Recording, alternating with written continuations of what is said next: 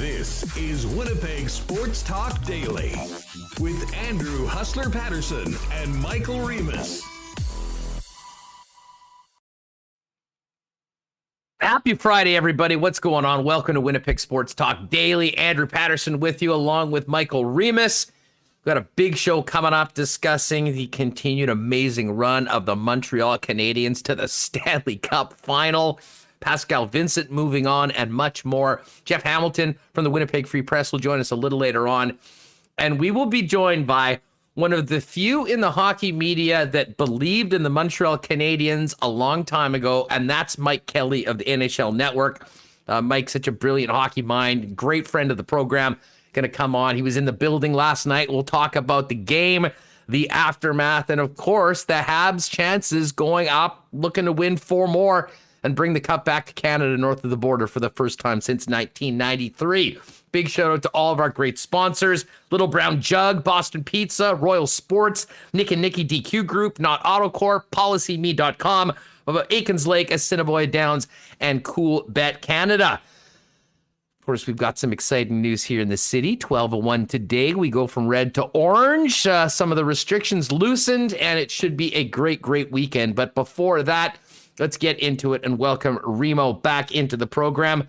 Reem, we do have some Jets news, but it's pretty hard to start this program not talking about the Montreal Canadiens getting it done last night, bouncing the Vegas Golden Knights, giving some pride to the North Division, and exciting, certainly a fan base that was already cranked to the max, but I think making a lot of believers from people from fan bases of other NHL teams watching what the Habs have done through 3 rounds so far. Yes, it's been incredible to watch. And, I was kind of feeling sour heading into this year. It's like, Montreal's going to lose anyways. I thought they'd, I was saying, give them a chance.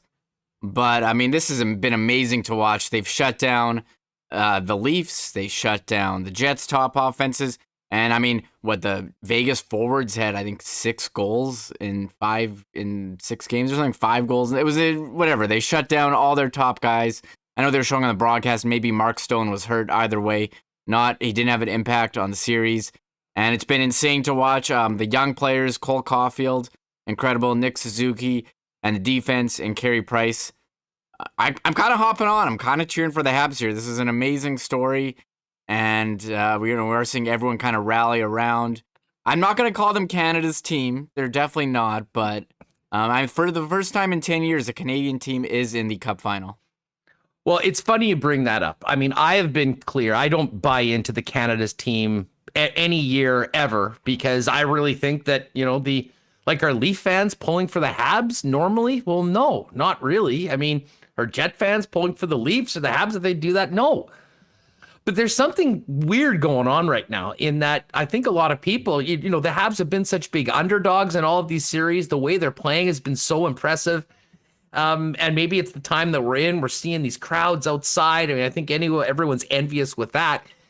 And I think even people like myself that normally can't stand the Habs, have a soft spot for this team right now, even though they bounced the Winnipeg Jets in 4 straight from it.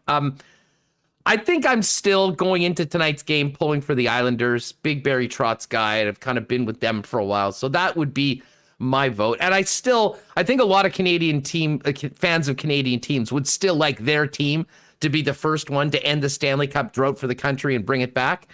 But I'm sort of with you, Remis. I think a lot of people that, would have, normally been vehemently anti-Habs have a soft spot for this team and are, getting warmed up more and more to the idea that maybe we are seeing a magical run on par with 1993 right in front of our eyes as we get going. Yeah, you have a Hall of Fame goalie in Carey Price, a team that keeps winning these overtime games. It is very very familiar, and a team that doesn't have a lot of huge superstars, but they definitely have some very good players. Maybe Cole Caulfield could be entering that year. I mean, he's been amazing, and he didn't even play the first 2 games, and since then they've been incredible. I mean, if you're a Jets fan, I think you like seeing Ben Sherratt having so much success, and you're like, man, I think a lot of Jets fans looking at the state of the Jets defense, they're like, wow, how great would Ben Sherratt be if he were still on the Jets? Yoel Armia having an impact on that fourth line, and if you're a fan of Team Canada, the Stahl-Perry combo, veteran combo, both guys Stanley Cup playoff experience, and Corey Perry was on a team that went on an unexpected playoff run last year in Dallas, and Stahl, again, a Cup champion with Carolina. I think you do need those veterans, but veterans who are making an impact, and Corey Perry has definitely made an impact on these playoffs. Eric Stahl as well. Those guys can still play, and I don't know, the Habs, they're growing on me, yes. Yeah, listen, I'll be the first one to admit, growing on me too. And the weird thing is, this maybe goes to the disappointment of just the way the Winnipeg-Montreal series went, that it wasn't really close. It wasn't really competitive. The Scheifele injury compounded things for the Winnipeg Jets. And, again, they kind of went out quickly, quietly in 4 games. But there was, for a series that started with an incident that you would think would create so much bad blood and hatred between the teams, everyone just sort of moved on. There wasn't a lot of emotion in that series. And, after the fact, Reem, you would think, I can tell you after the St. Louis series in 2019, as disappointing as it was, there was a lot of people that couldn't stand St. Louis and, had a lot of ill will towards them. There wasn't really any of that coming out of the Montreal-Winnipeg series, at least from the Winnipeg side. It was just disappointment. I'm sure some Montreal people still holding some ill will towards Mark Scheifele. But beyond that, it wasn't the way you'd normally feel coming out of a playoff series. And I think that sort of set it up for a lot of people that normally wouldn't have been maybe on this Habs bandwagon to jump on. I think one thing, Jets fans and Leafs fans are now looking back, maybe wondering about this series. Leafs fans, they were up 3-1 on this team and couldn't put them away. You're wondering, well, what could have been?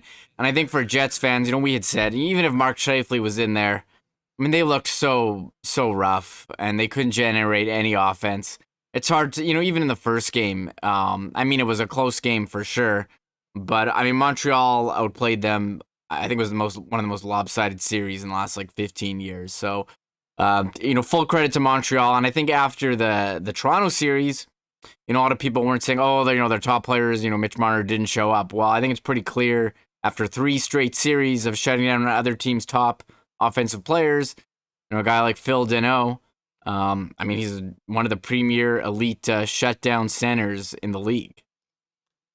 Yeah, Deneau, and it was pretty interesting to see, Lehkonen get the goal from Calgary. Deneau, what a nice first goal. Points of the series, beautiful goal, because their job first and foremost was to shut down the top players on the Vegas Golden Knights, and they did that incredibly well, and that would have been enough for Montreal, I think. But for them to break out, get that goal the way they did, a beautiful OT winner, the celebration that followed afterwards, it was a special night for Montreal, and of course they win the only trophy that they'd never won before.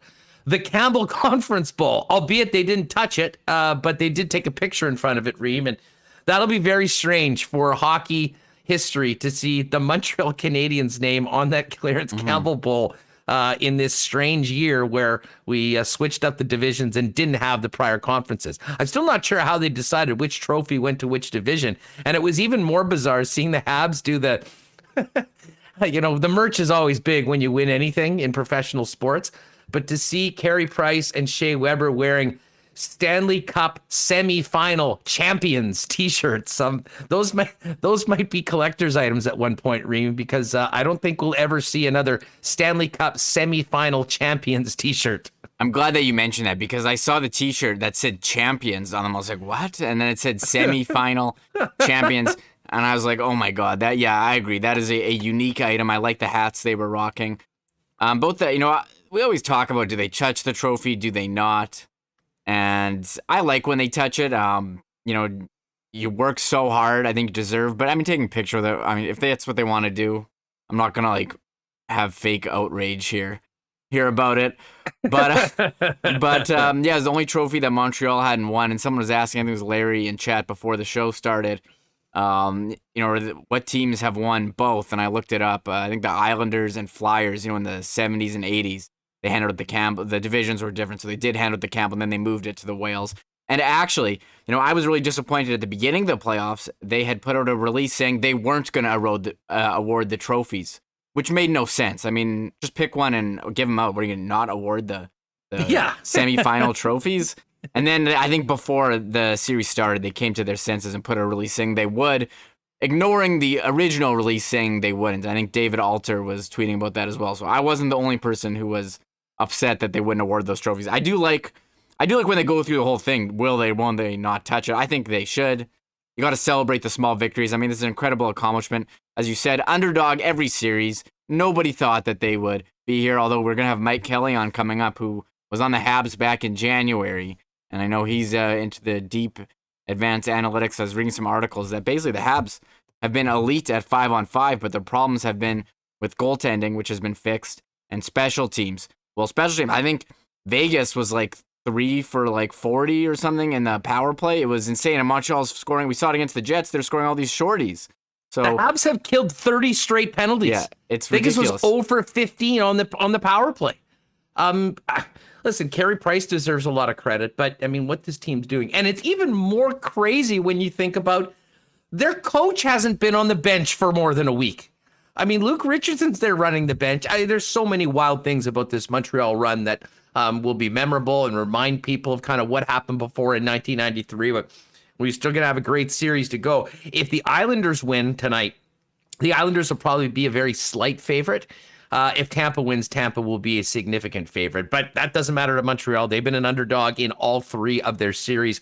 And Remo, I brought this up on the Lock Shop, which we'll have for folks playing tonight around 9 o'clock our time.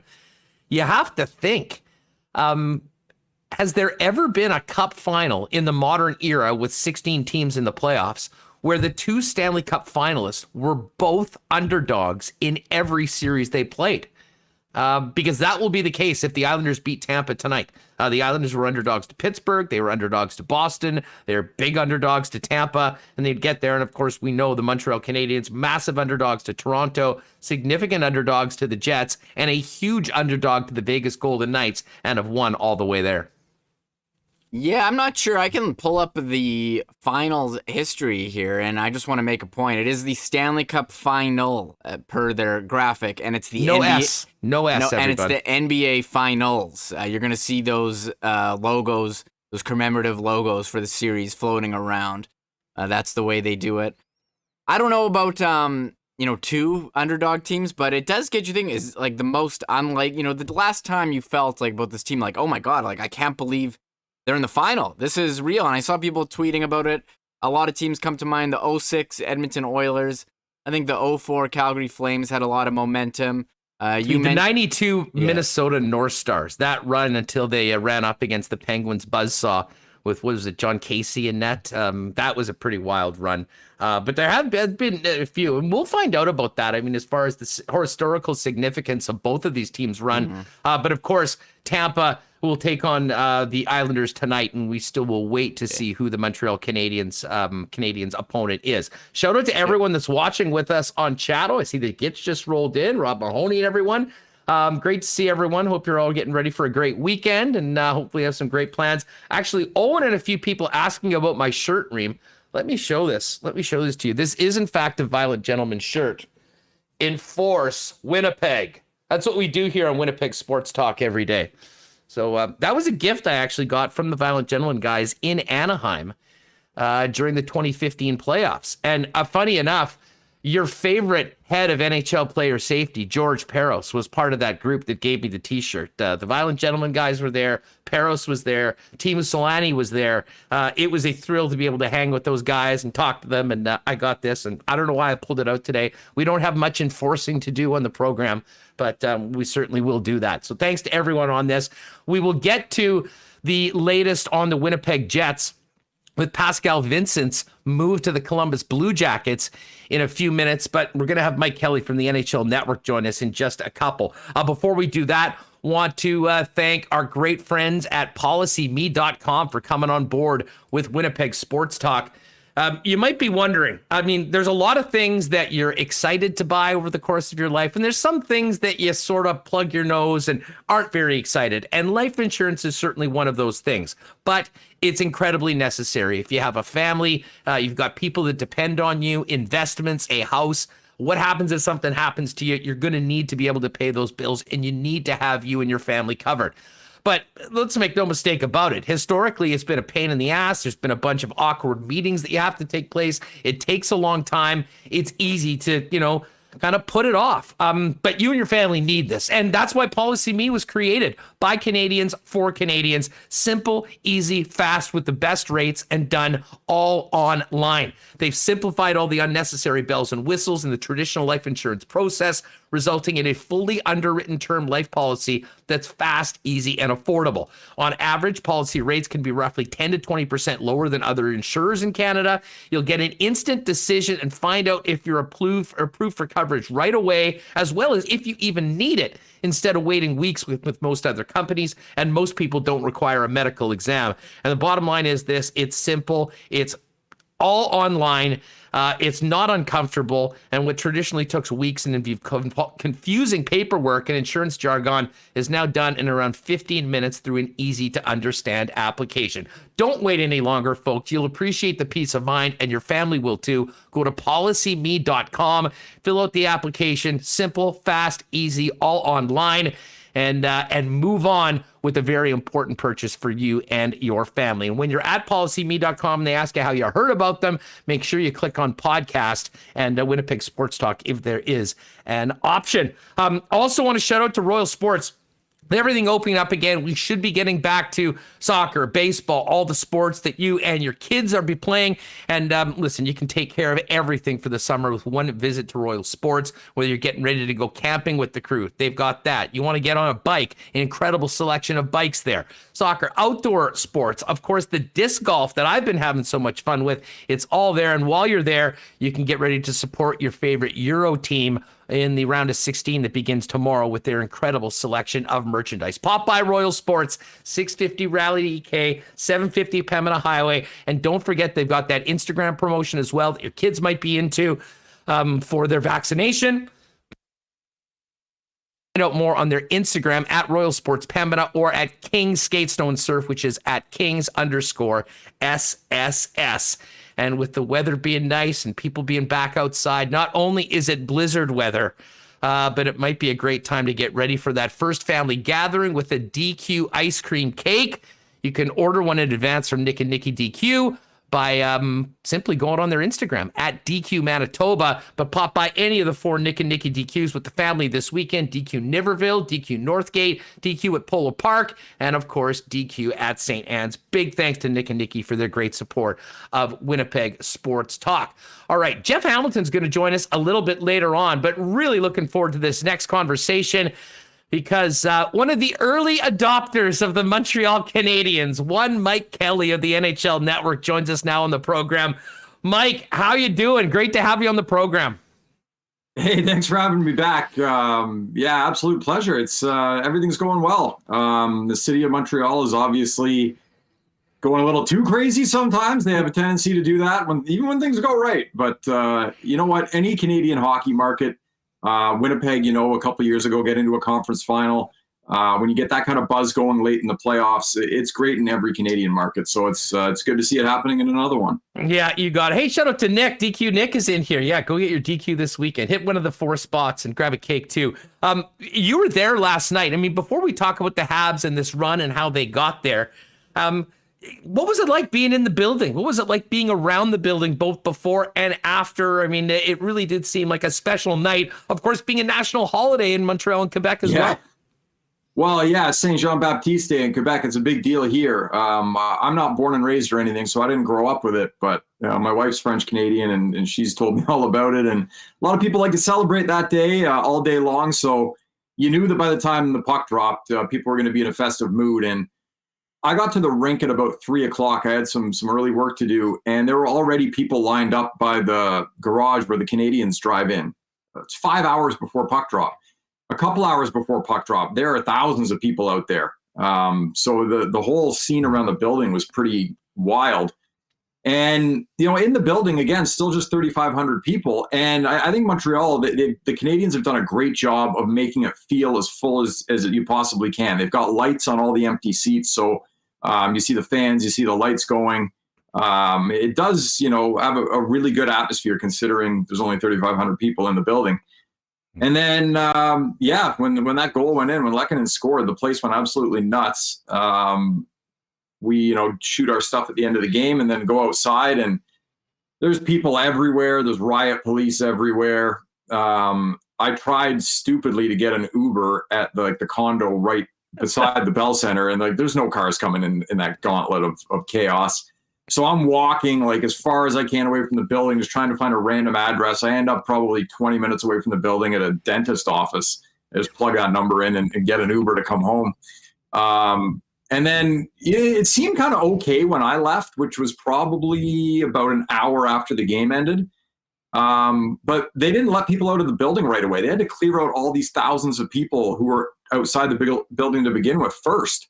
And then people were leaving. So there were still fans there when I was leaving about an hour after the game. And by the time I got home, about 1 a.m, I started seeing some videos of okay, there's cop cars getting flipped over and things are getting pretty crazy. Which, is unfortunate, but that was it. It is. You kind of had to expect that, especially if they won, it was going to be quite the celebration. And it did seem that was always a few idiots in the crowd. But overall, yeah. I mean, this has been an incredibly special run. And, it dates back to, let's go back. I mean, people, if you haven't been already following Mike, you should be at Mike Kelly NHL. Your pinned tweet is from early in January talking about how impressed you were with the Montreal Canadiens. Why did you feel that way at that time? And did your confidence in that group diminish through the regular season, especially an end to the season where they, like the Jets, did not look like Stanley Cup contenders in the final month of the regular season? Yeah, for sure. I mean, that tweet that I pinned there was actually from a season preview show. It was before the season started. We didn't even know if there would officially be a North Division at that point, although that was the rumor. So the idea was kind of, if there's a North Division, what do you think might happen? And I gave reasons why I thought Montreal could win that division. Because I saw, as I mentioned in the video, the different elements as to why. A good forward group, a good top four on defense. Carey Price, his regular seasons have been okay, but his playoffs were really good last year. If he could do his thing. If enough went right for them, I thought, yeah, this is a team that could win that division. And then, they went on to add Corey Perry and Eric Stahl and other pieces, and you give Marc Bergevin a ton of credit. 10 games into the season, I thought I was sounding pretty smart because Montreal was 7-1-2. They were playing fast. They were scoring a ton of goals. And then it went off a cliff, and the coach got fired. And they had glimmers of, getting back to that kind of play. But they were so inconsistent for the rest of the year that by the time the playoffs rolled around, they didn't win any of their last 5 games going into the playoffs. And, what should have been a slam dunk, Calgary kind of hung around for a bit. But they get in, and I picked them to beat Toronto in the first round. I wasn't overly confident, but I knew they would be a matchup problem for the Maple Leafs, just given the way Montreal plays and given the lessons that I still don't think Toronto has learned. And for me going into the playoffs with Toronto, it was 2 things. Number one, are you going to address the roster in a similar way that Tampa did to acquire the kind of players that you might need to win? But number 2, are you going to play differently? And that's a lesson Tampa Bay learned after losing to Columbus in a sweep and then going on to win a Stanley Cup. Toronto did the first thing. They didn't do the second thing. So they're out, and Montreal did give them those matchup issues. I honestly thought Winnipeg, kind of a toss-up. I didn't really know which way it would go, and then Scheifele gets suspended, and, Montreal just obliterated the Jets. I don't think it would have mattered if Scheifele was in the lineup. They obliterated them. So now you're off to Vegas. And again, I see Vegas, some matchup problems. Vegas is a team that kind of does not win net front battles at either end of the ice. Montreal does that really well. Thought it would be a competitive series. Wouldn't shock me if either team wins. Montreal wins in 6 games. Now they're off to the Cup Final. Mike Kelly with us from NHL Network discussing the Habs run to the Stanley Cup Final. Let's focus in on last night's game for a minute. You see that there's some ebbs and flows in the last couple games, and Carey Price has made a couple big saves, but it really did seem like from the moment that Marc-Andre Fleury had that incredible gaffe in game number 3, that the Habs were the better team in all games for the rest of the season. Did you feel that was their game last night, or was that one of those coin tosses? Because the last couple I thought were heavily in Montreal's favor. And of course, Vegas did have a push, tied the game up, but we all know what happened in OT. Yeah, you know what? I think to the gaff, obviously, if that doesn't happen, this could be totally different. There's no question about it, just given the timing of it and everything. But even earlier in that game, Eric Stahl had a gaff that was just as bad. He passed a puck right in front of the net to, I think it was Nick Waugh who scored. Couldn't have been a better pass. So that's 1-1 on those. And then I felt that in game 6, I thought Montreal had a good start. Pretty even kind of first 20 minutes. I thought the last 40 trended towards Vegas. And Vegas had a couple of good chances in overtime as well. And Montreal, counterattack off a D-zone faceoff, and they score a goal. That's what they do so well. So I think for the most part, the series was pretty even. I do think in games 5 and games 4, Montreal was the better team. I thought in game 3, I'm starting to get confused here, but I believe Montreal won game 3. Yeah, in overtime. I thought Vegas was the better team in that game. Oh, clearly they were. Yeah. And then 4 and 5, to me, clearly Montreal was, to your point. And 6, I thought it was pretty even. And I might have even trended it a bit towards Vegas. But, you think about William Karlsson with about 5.5 minutes left in the second period. He had that one-timer in the slot, carried Price, unbelievable save. Riley Smith had a chance off the rush a few minutes later. Great save by Price. Price had to make a great save on a point shot right before the overtime goal. So there were some timely saves there. But, yeah, you can obviously look to the Fleury gaff, and had Vegas won that game, as I think they would be expected to, we could be talking about a totally different series. Robin Leonard probably doesn't see the net. He wasn't the problem at all. I mean, you get 5 goals from your forward group in 6 games. Doesn't matter what the goalies are doing. The goalies are fine.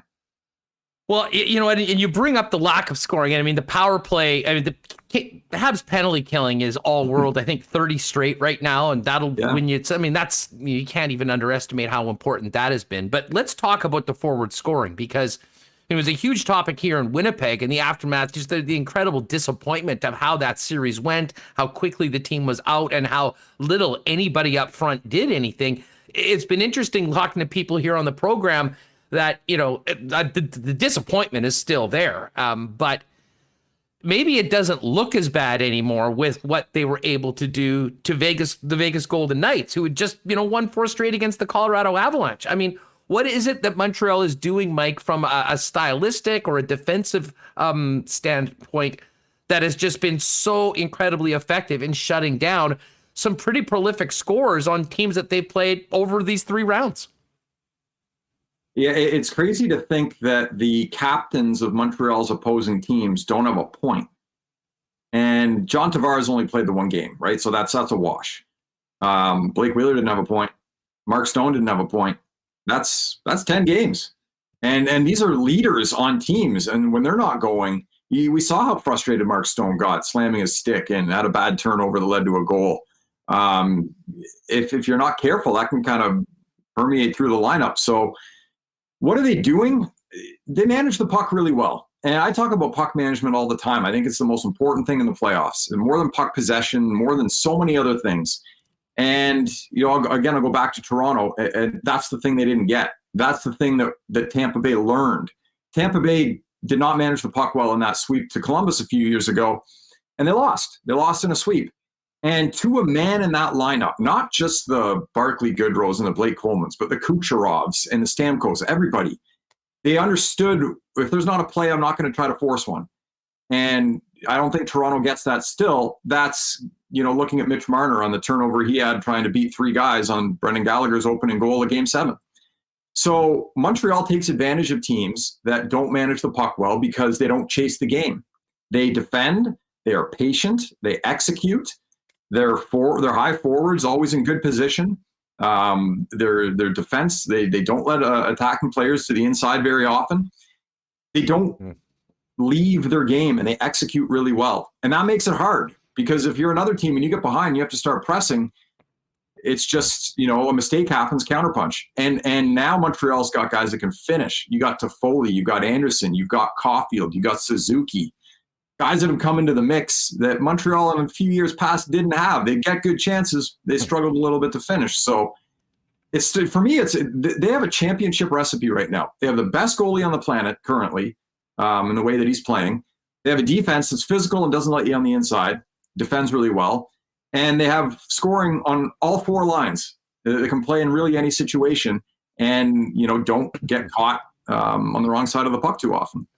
You mentioned scoring from all four lines, and we talked about this a little earlier this week. I mean, Tampa, very deep, top to bottom. Vegas was like that as well. And then, Montreal and the Islanders are fascinating teams in that, they have some very good players. And I mean, Matt Barzal's probably a borderline real star in this league, but you don't have certainly what Tampa has, or I think most people would say even what Winnipeg has up front, but we've seen what they have been able to do. The fourth line from the Islanders plays significant minutes in important points of time. I mean, do you think that how will this resonate within NHL front offices, knowing the pressure to get star players, the cost that comes along with them, and what lines like the Habs' third and fourth line, the Islanders' third and fourth lines have been able to do at playoff time at the cost that they're making in a cap world? Well, look, it's for better or worse, it's kind of a copycat league, right? So if you're watching the Islanders and the Canadiens having success, if the Islanders win, this next game, then they go to the Cup Final.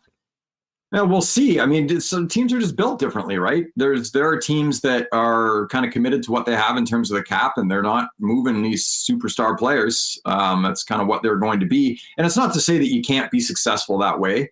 Tampa Bay, yes, they have a lot of star players, and they've had some assistance with the cap this year and how things worked out for them. Obviously, all things being equal, next year they won't be able to keep everybody and do all the same things. But the way that the Islanders are built and play, and the way the Canadiens are built and play, is the way that I think it's how I would approach it if it were up to me. And people can have different opinions, and that's fine. But you just think about the fourth line for Montreal in that Vegas series. It was one of their best. Armia and Stahl and Corey Perry.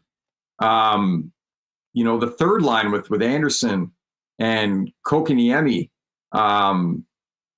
You got Toffoli with Suzuki and Caulfield. And then the top line, it was their first point of the series in the overtime goal, Lehkonen, Deneau, and Gallagher. But they just shut everybody else down. So that's a pretty good recipe. So that's how I would do it. That's what do you do if you draft a Jack Eichel or an Austin Matthews or Nathan McKinnon? Yeah, you keep them and you sign them. You keep them and you pay them. So it's not the same for everybody. I don't think you can just go out and be these teams now that they're having success. But these are the teams that I like and that I think can be successful often, that are kind of greater than the sum of their parts. Coaching is always a big topic, especially in Canadian markets. And, I thought Paul Maurice, and maybe this gets back to puck management, to be honest with you, and was something I talked a lot about coming out of the Edmonton series, that it seemed like, the Jets, just managed the puck much better. I mean, they made the right pass. They got it out of their zone. They made the plays that kept them in games and gave them a chance to win. The puck management was completely different against Montreal. And I'd imagine Montreal has a big, big part of that. And we saw it in this round. How much of that is the style of play? And can you quantify what coaching has done for the Montreal Canadiens? And because, the bizarre thing about this is that their head coach hasn't even been on the bench for more than a week right now, Mike. How do you come in on all of that? Yeah, that's a fascinating part of it, right? I got asked when Dominic Ducharme had to miss the first game, how much will this affect Montreal? And look, I've never played in the league. I can't offer the perspective some other people can, but my thought was, in a game, I think it's fine. You've got your game plan. You're ready that day anyways. You go out and you're going to do what you're going to do. Over time, yeah, you wonder if that's going to be an issue. And now it's going to be 2 weeks that'll be missed. But he's still involved in the dialogue. And Luke Richardson, I think, has shown he's fine in that position. Montreal, they're 11-2 since dating back to the Toronto series. They've been playing terrific hockey.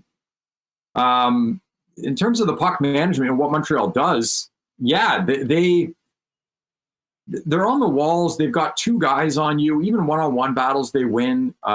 They're just kind of relentless. And again, they don't force plays. They'll dump pucks in. They had a couple power play entries on a power play last night that weren't great. So Jeff Petrie comes in and he just hammers it in. Go win a battle. And they'll do that. So I don't even think it's safe hockey they play. I wouldn't say that. It's responsible. And again, I look back to Tampa Bay, a very skilled team, but a team that managed the puck really well last year. I go back to St. Louis when they won the Stanley Cup. They dump pucks often, had a good retrieval plan, and they neutral zone turnovers. They just don't happen.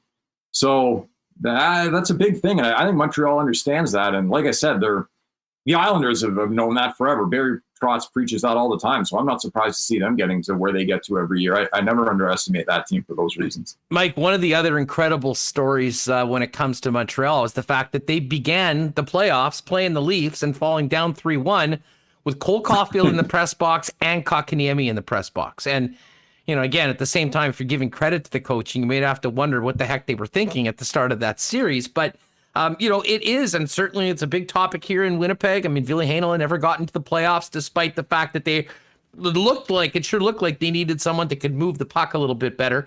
They obviously figured they needed to score some goals and thought that these kids could do it, and they gave them a shot. And, well, we've seen what's happened since then.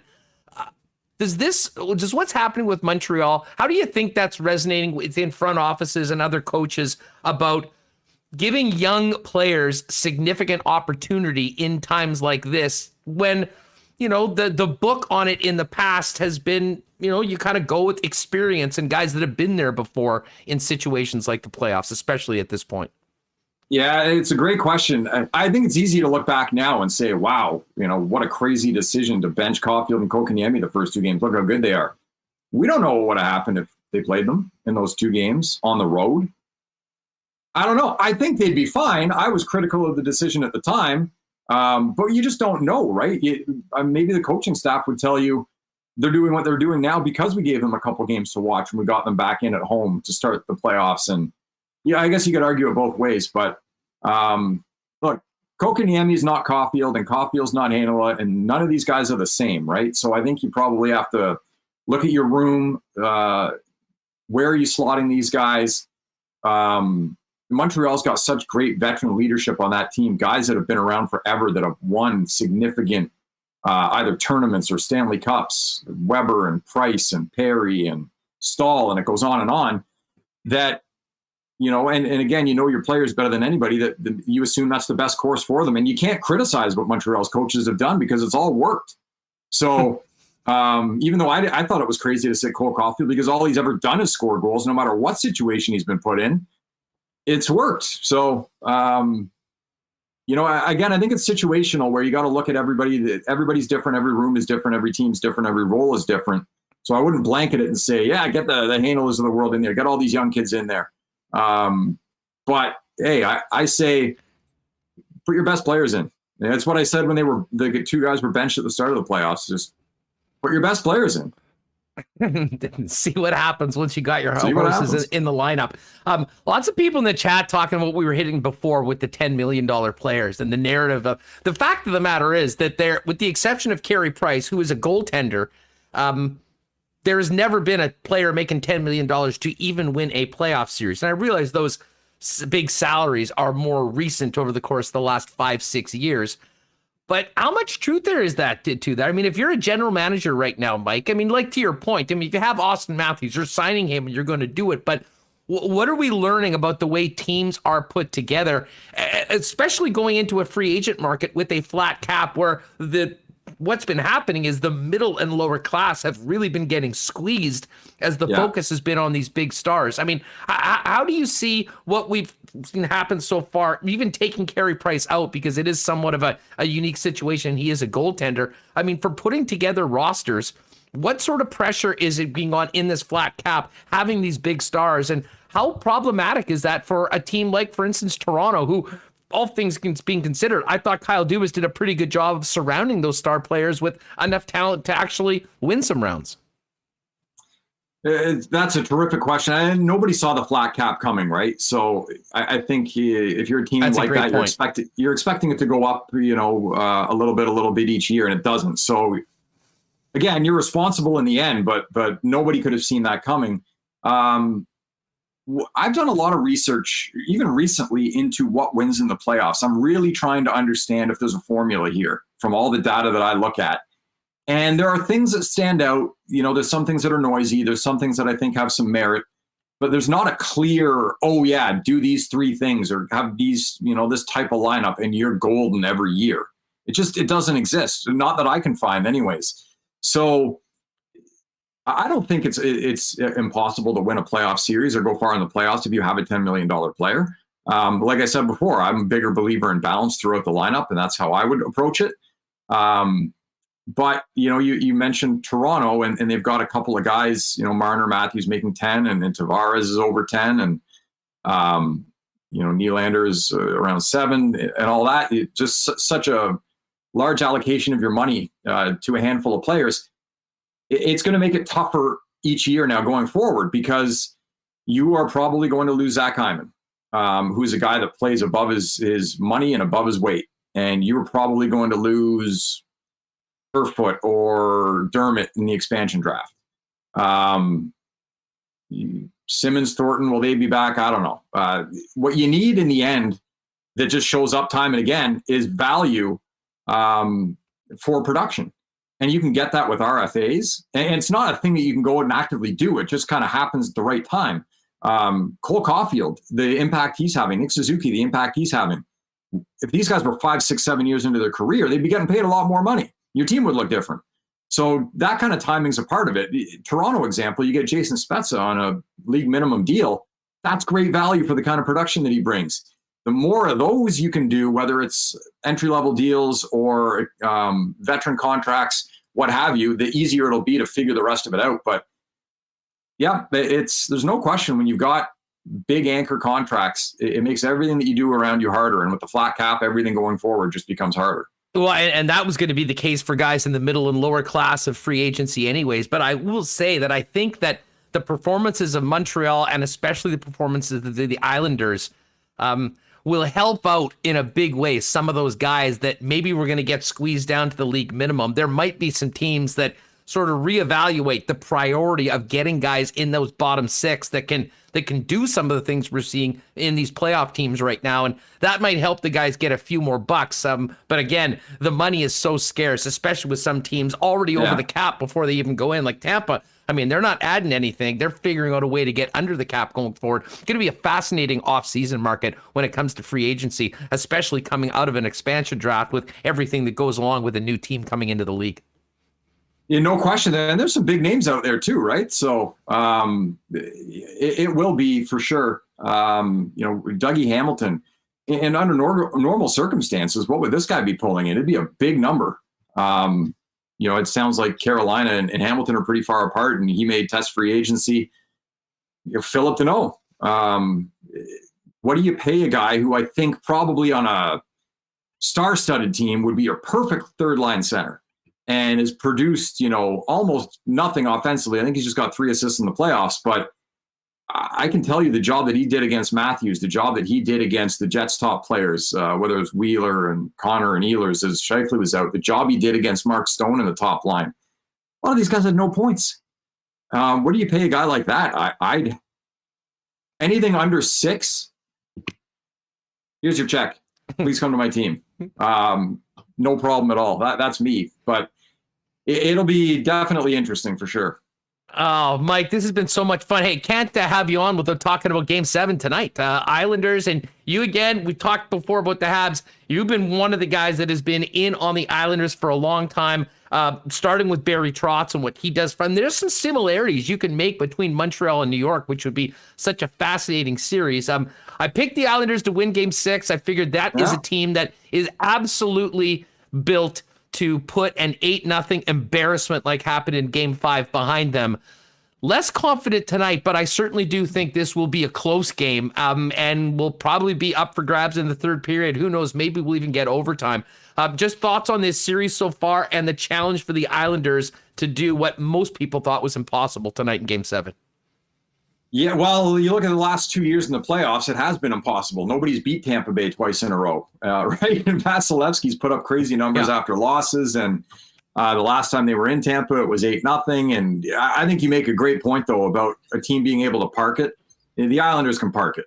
And, Barry Trotz is a great I probably have Trotz and Cooper easy in my top 5 coaches, maybe both top 3. They do such a great job.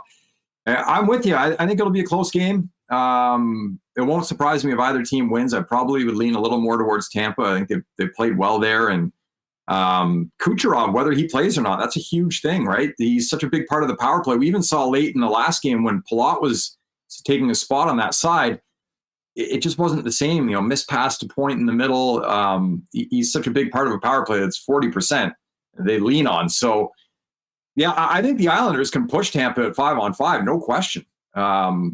Will Cooch be in? Will the power play be hot? I think it's going to be a great game, a close game. And for all the people out there saying that, Islanders Canadiens would be a terrible series, I think Islanders Canadiens would be the better series if you're just a casual fan that wants to watch, entertaining hockey. Tampa Bay would play it a little different, I think, against Montreal. And I think it'd actually be a little more open with the Islanders of Montreal. Obviously, they both like to defend.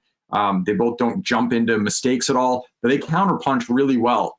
I actually think that would be a pretty good series if we see it. And then think about the history, right? Like the Habs and all their cups and back to 93 and the Islanders and all their cups and back to the 80s. And, they played in the conference final in 93 too. I mean, we still remember David Volek bouncing the Penguins. And I mean, that was the craziest year too, because that was divisional playoffs back in 93. And the 4 conference finalists were all third place teams in their division. They won the 3-2 and then they won the 3-1. So you had the Leafs, Habs, Kings, and Islanders. And of course, the Habs and Kings ended up meeting in the final, and Montreal won. But we were trying to think of this, Mike, and I mean, this is probably an impossible question to answer off the top of your head. But let's just assume for a second that the Islanders can get it done tonight. We would have 2 Stanley Cup finalists that were significant underdogs in every single one of their series, getting all the way to the final. Yeah, I went through a number. I'm trying to think about these paths and take a lot of research to figure it out. But I mean, sometimes you'll see a team get hot and win a couple. I can't remember a situation where 2 teams were underdogs every series out and potentially are playing for the Stanley Cup. Well, I think they've been underdogs in every game they've played, right? In terms of betting lines in the playoffs. Habs were not in game 4, but yeah, they were in the first 3 against Winnipeg, and the Islanders. They got one. There was a couple ones, but yeah, essentially they've been. Yeah, if you were just putting the same bet on the Habs and Islanders every night, you'd be sitting pretty. You'd be ready to go on a trip when you could travel again. Let's just say that. Yeah. Well, so I work in Montreal, and there's some people that I work with who've grown up here, obviously, as Canadiens fans and all that. And in the Toronto series, I think I started putting a bit of money on Toronto when they were ahead, and Montreal would win, and they just say, okay, you got to bet on Toronto again. It's like you got to please the hockey gods. So for them, I've been putting a bit of money against Montreal basically all the way through, just to kind of give them that good karma. And they love it. They're very thankful. But I think my kid's going to community college now at best as a result. But no, it'd be crazy. 2 significant underdogs. But if Tampa wins the cup, it's back-to-back cups. And there's great stories there. And I think that's great. Pat Maroon to be a 3rd year in a row. It'd be a lot of cool stories there. If the Islanders win, that fan base is so insane. The Coliseum, the history, it's great. And if Montreal wins, we don't even need to explain that. So I don't think you can lose at this point. There's a lot of great angles going in. Yeah, well, we got Game 7 tonight, which should be amazing, and Game 1 of the Cup Final on Monday night. We'll get ready. Mike, thanks so much for doing this. We always appreciate your time, and enjoy the Cup Final, and hopefully we can maybe have another chat at some point in and around the expansion draft or before free agency, because I know you and the gang on the NHL Network have a lot of great content on that. Hey, happy to do it. Always love chatting with you, even going back years and everything, and glad to see the success you're having, and I see all the clips and everything. So thanks for having me on, and happy to do it again. Our pleasure, Mike. You be well. Enjoy the Cup Final. We'll talk soon. There he is, Mike Kelly. If you're not following Mike already, you're making a mistake. Get on that at Mike Kelly NHL, and you can see all of his work as well, reporting on the Cup Final for NHL Network. Jeff Hamilton coming up in just a second. Big shout out to our good friends at Not Auto Corp at Waverly and McGillivray for their great support of Winnipeg Sports Talk. Why not get into the vehicle of your dreams at a great price with the help of the Not team? And I got to tell you, something pretty cool coming up at Not as well. they're looking forward to launching the Car Lab. It's a major service department expansion and a new custom vinyl graphics wrap division for business and personal vehicles to customize rims, accessories, vinyl, second skin color changes, etc. It's all at the Winnipeg Car Lab. You can stop by on the long weekend, see some exciting changes, or anytime out at Waverly and McGillivray. And you can find out more on this at not.ca. But big shout out to Trev and the gang at Not. Hope they have a great long weekend. And if you are thinking about consigning your vehicle as well, talk to them about getting maximum value for your vehicle as you move into a new one.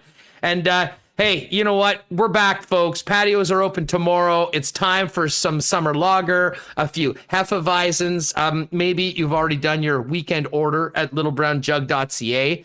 Great move. That's called being proactive, people. But I know you're going to want to go out. You're going to want to take advantage of this weather and take advantage of the opportunity to maybe see a friend or two.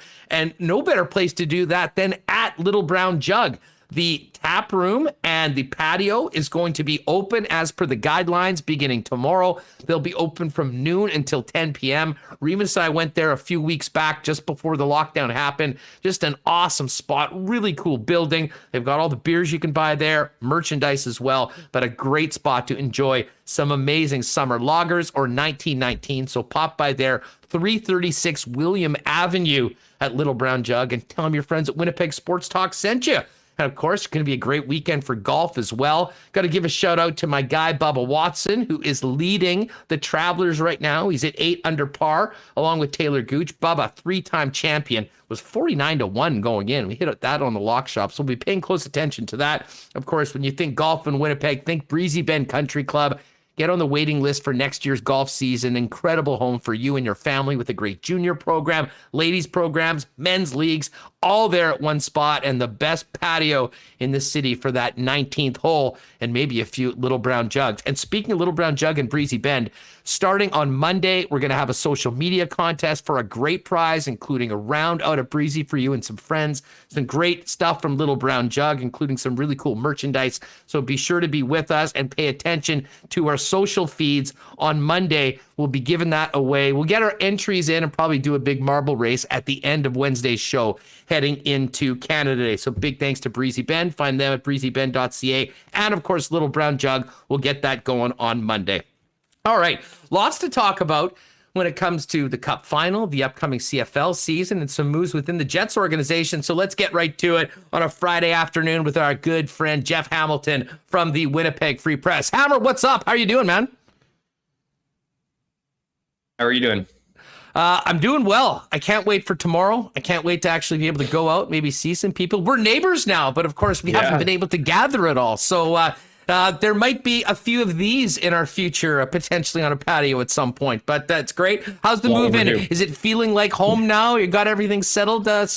Yeah, a little bit. Like any typical, guy in his mid-30s, taking a little bit more time than probably expected. But, I shifted my computer over away from the wallpaper and more towards the mid-century modern dressers I picked up last week. It's in the background. So, you know what, man, I'm with you in the sense that I think it's long overdue, the opportunity to go out and hang with friends. And so there's certainly an excitement on the horizon here. I got my second shot last Sunday.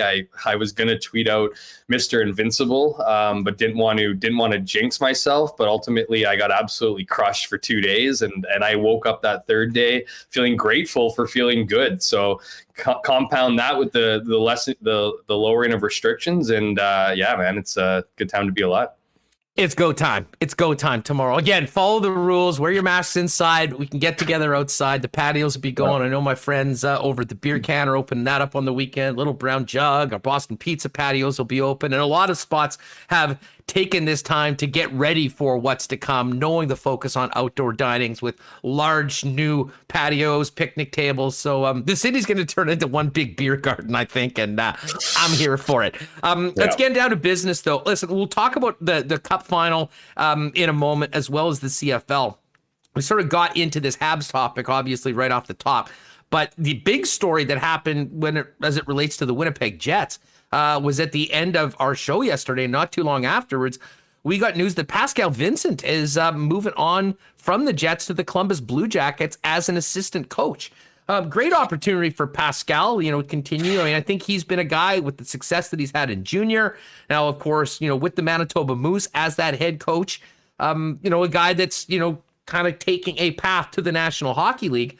But were you surprised he left the organization? I think a lot of people had thought that at some point, the natural progression with the way that True North works was that Pascal would be the next guy at some point after Paul Maurice. Was this a little bit of impatience considering Maurice, could be here for a long time based on the relationship he has with the general manager and ownership? Or was this just a great opportunity for Pascal? And then we'll get to where the team goes from here now that he's gone. Yeah, I mean, I think it's probably a bit of everything, right? I mean, you can say it's impatience or you can say it's opportunity. I think those are probably both. No one wants to be patient for opportunity. And, as we know, Pascal was an assistant coach with the Winnipeg Jets. So whether or not he views being on their staff, which I think is pretty as safe as Paul Maurice is, as we've seen, some of those guys there, Charlie Huddy's been here longer than Paul Maurice. They're pretty safe. So I think if you're looking at what, your next step is or what your next opportunity is, I mean, let's face it, anyone who's in the AHL, whether you're a player or a coach, is looking to get back to the NHL. Now, I don't view Pascal's movement from assistant coach to head coach with the Moose as a drop in whatever in standing or whatever, demotion, if you will. He was a very, very important piece of the Jets in that he was, I think he doesn't get as much, maybe much credit for what we've seen with the younger players, right? And what we've seen when players make those jumps, whether it's a Jansen Harkins or Kyle Connor or Jack Rosberg and all, so on and so forth, that we've seen go from the AHL team to the big club. So at this point, I mean, I haven't talked to Pascal. I've talked to Pascal in the past. He's very passionate about Winnipeg. He was very passionate about his role with the Manitoba Moose. So you have to think, or at least assume a little bit here, that his conversations with the Columbus Blue Jackets were obviously positive, that it could lead to something bigger. You kind of want to get in that conversation again in the NHL to get that head coaching job. So I imagine he views that as, okay, I've done some great things with the Moose. I'm going to get great references from the Winnipeg people. Let's get in, let's start impressing some people in other organizations. And then what does that lead to? Because he hasn't, as much as he's taken a lot of pride, and he certainly has in being the bench boss for the Moose, it isn't a secret that he's wanted to get back in the NHL, that he's wanted to become a head coach again. He has been a head coach in the past at different levels, obviously not at that level. But wants to get to that position. And you have to imagine, it was a tough choice, but it was a choice that he sees as the quickest route to get back there. Yeah, and listen, Pascal's put together a very impressive resume. I mean, he was an elite coach at the junior level, which brought him to Winnipeg, was assistant coach for all, and then, took the job as the head coach of the Manitoba Moose. And to your point, I mean, it was surprising to some people, but I think the fact that, he's now had success as a head coach at junior, as at the American Hockey League level, will have been an assistant with one team, will have an assistant period of time with Columbus. I think really sort of feels like this is the last thing to tick off before maybe he is considered a serious candidate for future jobs in the National Hockey League. Where do the Jets go from here? I mean, this is something I think certainly for those of us following the club, I mean, that wasn't really on the radar. I wasn't anticipating losing Pascal. And you mentioned a bunch of those players. I mean, let's talk about the defense that are going to be coming in to this team. Heinola, but particularly Logan Stanley. We saw the fruits of his work, but as well as the work of the coaching staff with his this year. You got Dylan Sandberg, Kovacevic. I mean, there are some talented young defensemen coming in. I would imagine that trying to continue what Pascal was doing quite well in Manitoba will be priority number one when they fill the spot. Yeah, absolutely. I mean, it leaves the hole in the Jets organization, no doubt. I mean, this is someone they had a lot of respect for. Certainly was doing a terrific job with the Manitoba Moose and developing those players to jump to the big clubs. So at this point, I mean, it's about finding a replacement, obviously. So the thing about it is that you're not bringing on a unique a unique personality as the head coach. That head coach's job is to take the Jets systems and apply them to the Manitoba Moose. So what they're going to be essentially be looking for, and I mean, just given how long Paul Maurice has been in this, been in the NHL and coaching his list of connections, it is a good job to get to. I mean, there's people out there who would want this job. It's just whether or not they're the right fit, that they can preach these systems, that they can maintain that. Because as we know with the Moose, much different than what we knew with the Moose without the Jets, is that they're not, the wins and losses are important, of course. You want to see results to a certain degree, but the most important results are that the players are adopting the exact systems at that level, so that when they get called up to the Jets, and we've heard Pascal say this many times, he doesn't see them again. And that's essentially adopting to what the Jets want to do. So I think it's at this point, it's going through your Rolodex, figuring out who the right candidates are, figuring out who can relay your message. There's probably a bit of elements of who doesn't want to kind of get out of here right away, who's in a position to maybe stick around for a couple seasons and not just take that promotion if and when it comes. So again, it's probably not as much. You want the best guy. You want the guy who you think is going to be able to work well with the players. And that's another big element too of the AHL, is that it's a bit of a, you need to be a little bit of a, you're a coach, but you're also a friend. You're a bit of a psychologist, because everyone that is in that group, for the most part, a majority of those players, and particularly the ones that you're referring to, they don't want to be there. But they need to know why they should be there, why they should appreciate being there, and to know that their opportunity is coming. And so you kind of need, the right guy who is going to be able to do all those things, and that's where the search begins. Jeff Hamilton from the Free Press with us here on Winnipeg Sports Talk and Winnipeg Sports Talk Daily. All right, Hammer, let's get to the Habs. They're on their way to the final. Does what they did to Vegas change at all your thoughts on what happened with the Winnipeg Jets in that series? I mean, does the 4-game sweep look worse today than it did 2 weeks ago to you? I don't know. I mean, it's easy to kind of like, I think it inevitably softens it for some people. Like, I think the fact that, okay, like Montreal didn't, go to the next series and get swept like everybody thought they were going to get swept either against Vegas or Colorado, right? Everyone counted them out. And so, just the fact that they're past there, I don't know if it makes up for it. I don't think. I don't think that I think the Montreal Canadiens are gaining more and more confidence as they go. They're gaining more and more belief. I don't think they finished that Game 7 in Toronto and we're like, okay, our mentality, their game was there for sure. I mean, they found their game, but I don't know if they had this overwhelming confidence. Well, to get through that to get through the Jets, a team that had swept Edmonton, that everyone thought was going to do a lot more damage than ultimately they did. And then to actually get through a team that beat Colorado, who a lot of people thought it was, I think that their belief has only skyrocketed. I mean, this question of why not us has to be beaming in that locker room. I mean, I bet you going into the final, whoever, whether it's going to be the New York Islanders or Tampa Bay, I mean, you got to be feeling really good if you're Montreal, just of what you've been able to do. Whether or not that, dampens the loss of a Winnipeg Jets sweep, I don't think so. I think it exposed the Jets in a lot of ways. And ultimately, I don't know if you can convince many Jets fans that it's cool now, no, I mean, I'm not saying that. Just, I mean, to me, it was so bad. I mean, like, honestly, I mean, I was beside myself for 10 days and I tried to watch some of the games back just to see, like, am I overreacting to this? Was it like, maybe it was, and it wasn't. I mean, it was not close. It wasn't, but again, if then that team goes up and gets embarrassed by Vegas, then you're like, okay, where are things at? I guess the bottom line is the narrative that the North Division was garbage and these teams couldn't compete with the other teams.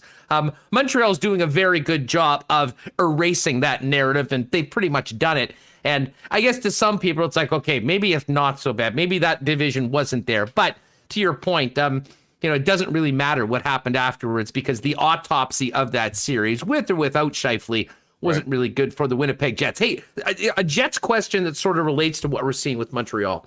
And I'm not going to go down the Ville Heinola road. We've talked tons about Ville. He'll be in the mix next year, and we'll see what happens. But to me, maybe the most interesting person as it relates to next season for the Winnipeg Jets is Cole Perfetti. And listen, if this was a normal year, we're not having this conversation. But the fact of the matter is that Perfetti excelled at every level he played in this year, had a great run in the second half of the American Hockey League season, playing against men. Of course, went to the World Championships. And his situation next year is either you're on the Winnipeg Jets or you're back in the Ontario Hockey League, back where you were 2 years ago. And I don't think that's a good situation for him, as far, considering what he's already shown that he can do. It'll depend on his play and what he's able to do. But I guess my question is, with what's happening right now with another very small, incredibly talented offensive player like Cole Caulfield in Montreal, combined with the season that Perfetti has had, is it more likely now in your mind you think Perfetti gets a real legitimate chance to stay with the club this year or next season? Yeah, I mean, why not? I mean, I think you took it right away, right off the top there. What are the alternatives? Like, are you going to put this guy back in junior? Like, that doesn't really make much sense. So you are kind of caught in a position. It's a very unique year for Cole Perfetti. Better junior than the press box, though. And I mean, that is the worry of a lot of people. You know what I'm saying? Of course. And that's kind of where I was going with this, is that this guy had a unique season where he proved it on a number of different levels. He proved it at the AHL level. He was able to prove it at, the World Junior level, all that experience, right? That experience, that confidence that he has. Like, why would you send him back to junior? But you also have to weigh, okay, where does he fit in with your team? He's not a fourth line guy. Is he a top six guy right now? Possibly, especially if you're able to keep your third line, if you will, that checking line of Adam Lowry's. Does he fit in there? I think he does. I mean, I think this guy had he got opportunity this year, very, very unique opportunity this year, and he seized it. So the fact that he seized this opportunity at these various levels proves to me that this guy deserves a chance, and maybe there's an ease-in period to a certain degree. And I don't mean like sitting him in the press box for a bit and easing him in. Maybe you ease him in his minutes or his role, but this guy has a touch around the net. I mean, he's proven to have certain things at this level, and I mean, not the NHL level, because we haven't seen him consistent, and there will be a challenge there. There will be an uptick in expectations and speed and all those things that he's going to have to adjust to, and maybe you have a better idea after 10 games or so. But what we've seen from him so far at those different levels, playing against men, I mean, how do you not like what you see? And whether Cole Caulfield strengthens it, I think it does. You're giving a guy an opportunity. I think what's going to be, and I don't want to necessarily start this rumor that this might be the case, but the reason why Ville Heinola wasn't in the roster was because I think a lot of people in that dressing room, player-wise, didn't see a 19-year-old as being the responsible play on the blue line, including the head coach. And so I'll be curious what the temperature is, if you will, of the Blake Wheelers, the Mark Scheifele's, the guys who actually have a lot of say in that locker room. Now, I'm not trying to suggest that they're anti Cole Perfetti. That's not the case at all. It's just I think you got to give him a chance. I think you got to embrace him, and I think and my point in all that is to say I think Cole Caulfield is having the success that he's having because he's getting propped up by his teammates, because he's got the confidence in his guys. Guys are looking at him like he's a 10-year veteran when he's playing on the ice. Now, I'm not saying that Cole Perfetti is going to do what Cole Caulfield did, and I'm also not ruling it out that success either. But I think there's I think you have to appreciate what we've seen with him over the last year, and I think you need to put him in a position where that confidence maintains through this offseason and then maintains at camp, so you can ride the momentum of this guy and he can be a very important piece on your roster. Yeah, and listen, I'll say, I mean, the Jets, I mean, Logan Stanley's a perfect example of that, in the fact that, I mean, I think they played their cards perfectly as far as putting him in situations for him to gain confidence, which grew throughout the year, and and didn't put him in over his head. Now, it's certainly very different for a defenseman than a young forward, but that's going to be a fascinating story watching and paying attention heading into the offseason, especially considering, I mean, if he's a guy that can actually take a job and contribute in that top 12, having a player on an ELC do that first year of his ELC can really help you in some other areas as you're looking to do it. But back to you mentioned puck management, and I just had a great conversation with Mike Kelly, who's to me one of the best minds covering the game right now, and and he talked about the puck management of Montreal, and we sort of went back from the puck management of the Jets that went very well against Edmonton and was a disaster against the Montreal Canadiens. And I couldn't help but thinking the Habs were having a tough time scoring goals. We're like, what the hell? Let's get this kid in. We know he can score. Maybe he can help us. I can't help but think that, Ville Heinola, the one thing that he does very well is make those simple decisions, manage the puck, play the puck, make the right decision. And, in retrospect, seeing what the Habs are getting, filling a need from a younger player, you wonder, and I'm not saying this would have changed the series because it wouldn't at all, but the opportunity to play in the bright lights of playoff hockey, it would have been very interested to see if there could have been an improvement, because they didn't change anything. Nothing got better. And well, it was a short and sweet series, unfortunately, for Winnipeg. Well, this is, and this is in defense of the Jets, but I mean, whether it was Ville Heinola or whether it was Cole Perfetti, like, I just don't think that there was an opportunity to just insert them in the thick of a playoff race. You didn't do enough. And again, I'm not saying that it couldn't have, yielded different results or could have made an impact or something like that. And actually, I'm kind of taking a shot against the Jets because I don't think they did enough leading up to that point. Now, Cole Perfetti is a little bit more excusable because you didn't want to overwhelm him in his first year, and he had a lot to do. And I think that they dealt with him perfectly because of what we saw this year, right? I mean, you bring him up to the Jets, he plays 4 or 5 games, he doesn't do anything, he doesn't play well, his confidence is shot. Everything worked out exactly the way they wanted to work out. He's feeling really, really good going into the summer. He obviously had a good world championship, and now you start looking at him as a piece right away. The Ville Heinola situation would have been better had they put him in the mix. Like, this is what I don't get. And, it's not, I hate dwelling on things per se, but like, Derek Forbort looked exhausted at times in the season. Like, there are guys on the back end of the Winnipeg Jets with the kind of game they expected their defense to play where they ran these guys. And I don't understand, you want to talk about puck management. Let's talk about load management. There was an area where I felt like they could have easily, brought in a guy like Ville Heinola and worked him into games, even if he wasn't an everyday game guy, worked him in, allowed to have some of those guys come out of the lineup and get some rest so they weren't as battered come the playoffs. And then you would have been in a position that if you wanted to start with Ville Heinola, you could have, or if you wanted to insert him at a very important time in the playoffs, you weren't putting the pressure on the 19-year-old kid to somehow come in and change, the direction of this series. So that's on the Jets for not doing it. That's their decision. That's the way they feel with, their development curve and how they want it. I mean, there's certain things that they know about the person that is important that goes into those decisions that we aren't privy to, or maybe we don't know. So there are other things to consider. I just think when you take the question and go, well, should you have inserted Ville Heinola or could Cole Perfetti have done things? You have to look at the entire body of the year and then make those decisions. And I think that the work hadn't been done prior to that moment to then expect them to come in at arguably the biggest moment would have been a bit too much to ask for guys that, are 19 years old. Yeah, well, listen, I mean, I'm not suggesting for a second. I mean, Perfetti was never an option this year, and it was really cool that once the Moose finished, he got that opportunity to go to Team Canada, and that'll be something that I'm sure will help him going into the offseason. Heinola was just a little different because the amount of time he spent in the press box, not playing as part of the taxi squad, and then not getting into the playoffs. And listen, I know Cheveldayoff said that, at no point did they make any sort of organizational decisions as far as rolling over the ELC. Right. I mean, that had no factor whatsoever. Okay. Yeah. I as I said, I just assumed that was the case, and hey, whatever. Maybe they have to say things, or maybe that's exactly true. We'll never Imagine know. he said yes. Imagine he was like, yeah, actually, that we didn't want to burn a year on the guy. Then what's the headline? The agent doesn't like that very often. Yeah, so, no kidding. Yeah. Hey, so it is what it is. And we'll give him 3 years in advance. You're going to arbitration too. So it's just like, yeah. Hey, listen, I want to talk about the, just to get your thoughts on the CFL and the Bombers' upcoming season, but there's one other hockey story that I wanted to hit, and I've been waiting to sort of touch on this because it is a very serious and horrible story, but also there's a lot of information that really isn't out there, and, it's difficult. But this goes back to the Hawks' 2010 Cup run. A former video coach of theirs has been accused of sexually assaulting 2 players. From the sounds like it was well known within the organization. And, the worst part about this was that not only did they not go to the cops, but they let the guy quit and leave and then went and was coaching minors where another incident happened. I mean, you are uniquely in on this from your incredible work doing the Graham James story this year.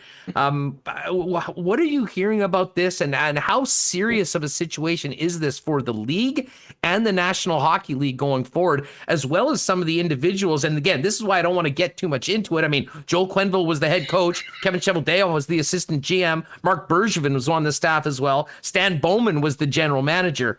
And the fact that the team and the league has really not said anything or said that they even have an investigation on it, Jeff. I know more information is going to be coming out very soon, but for someone with your experience and what you've been covering for the last couple of years, what have you been thinking when you've been reading these reports? Really disgusted, to be honest with you. I mean, it's it's absolutely reprehensible. It's It's like I said, disgusting. It's the actions by the National Hockey League back then with the Chicago Blackhawks in particular, obviously inexcusable, and they remain inexcusable today. I mean, this whole culture of silence. What's the one common denominator of all those people you mentioned? They all grew up in the culture of silence in hockey. We're saying nothing is for some reason the message that we've been hammering over and over and over and over for years, that silence is complicity. No one understands that. I mean, the NHL, like the Chicago Blackhawks, and I understand it's coming from a legal perspective, but the Chicago Blackhawks saying that it's a statute of limitations thing, that's insane to me. The NHL saying that they're leaving. You know what the problem is? Because I reached out to the Winnipeg Jets a couple of weeks ago. People are like, "Well, what's the deal with that?" I reached out to them before this. And it's all going through the Chicago Blackhawks. Like that's the sign, right? That's the signal that's the avenue that we're going with, is we're funneling everything to one team. I don't know if the Blackhawks have to get their story straight or how they plan to execute this, but I mean, some of those things are damning, and we don't know everything, Huss, but we know enough. I mean, you have a guy, Paul Vincent, who is a skills coach, who's ready to tell. That's massive. I mean, that guy's not lying. You have players coming out and saying that everybody knew it was an open secret.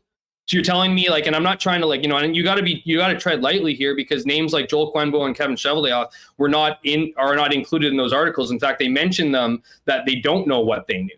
Well, and just to quickly on Chevy, when you look at the timeline, this happened, I believe, in and around the 2010 playoffs, and very shortly after that, the Kevin Cheveldayoff became the general manager of the Winnipeg Jets. So again, I don't, and those are the two names that, with all the reporting that really haven't been in there.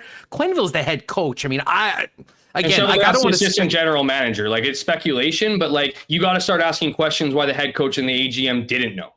Right. Like, I mean, if everyone knew, the players, all this, the other coaching staff, like, the skills coach, if they all knew, if the president knew, the VP of operations knew, the general manager knew, like, are you telling me the head coach and the AGM didn't know? Okay.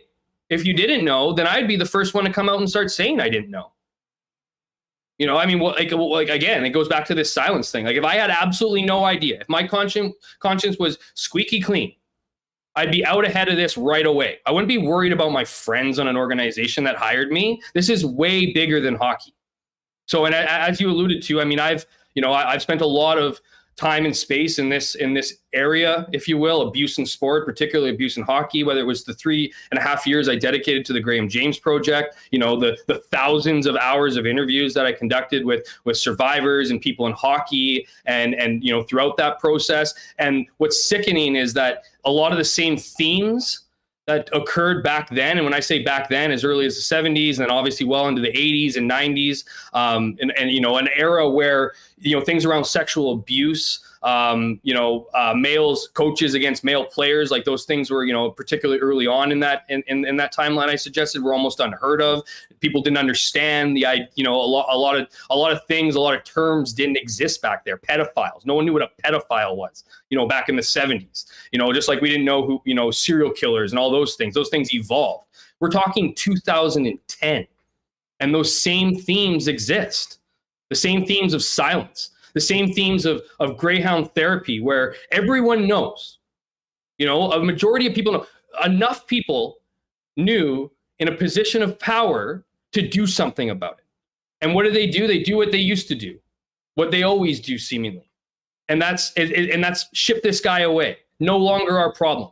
And then what I really appreciate, I forget what university it was, or it was university or it was a high school, but, there was a comment in one of Rick Westhead's story where it said, we didn't know, we always wondered why this guy would go from the National Hockey League to our program. Like, we felt lucky, but why? And then the fact that they're asking themselves that question now, that to me is that, I don't want to say huge or some, whatever, it's important, because the other stuff that the themes that go is now what we're doing now. Because what you would do now, what would be appropriate now for the Chicago Blackhawks, it would bring in third-party investigators to come in to interview players, to say, hey, you know what? This is a problem, and we're going to get to the bottom of it. And hockey, or the Chicago Blackhawks in this case, is not going to handle it. We're going to hand this over to professionals. We're going to hand this over to professional investigators, and we're going to come up with an answer so that when this is all said and done, whether it's bad or horrible news, which we know it's kind of headed that way, we can at least look back and say the Blackhawks did it right this time. The NHL did it right this time. But they didn't do it right back then, and they're not doing it right now.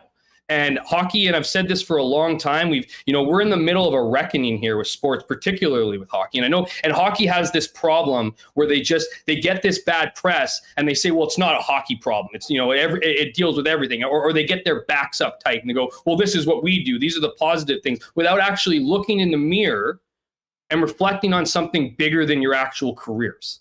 Because we're talking about two athletes here. Sorry, Huss. Yeah. Well, and listen on this, and I mean, this goes back to some of your reporting.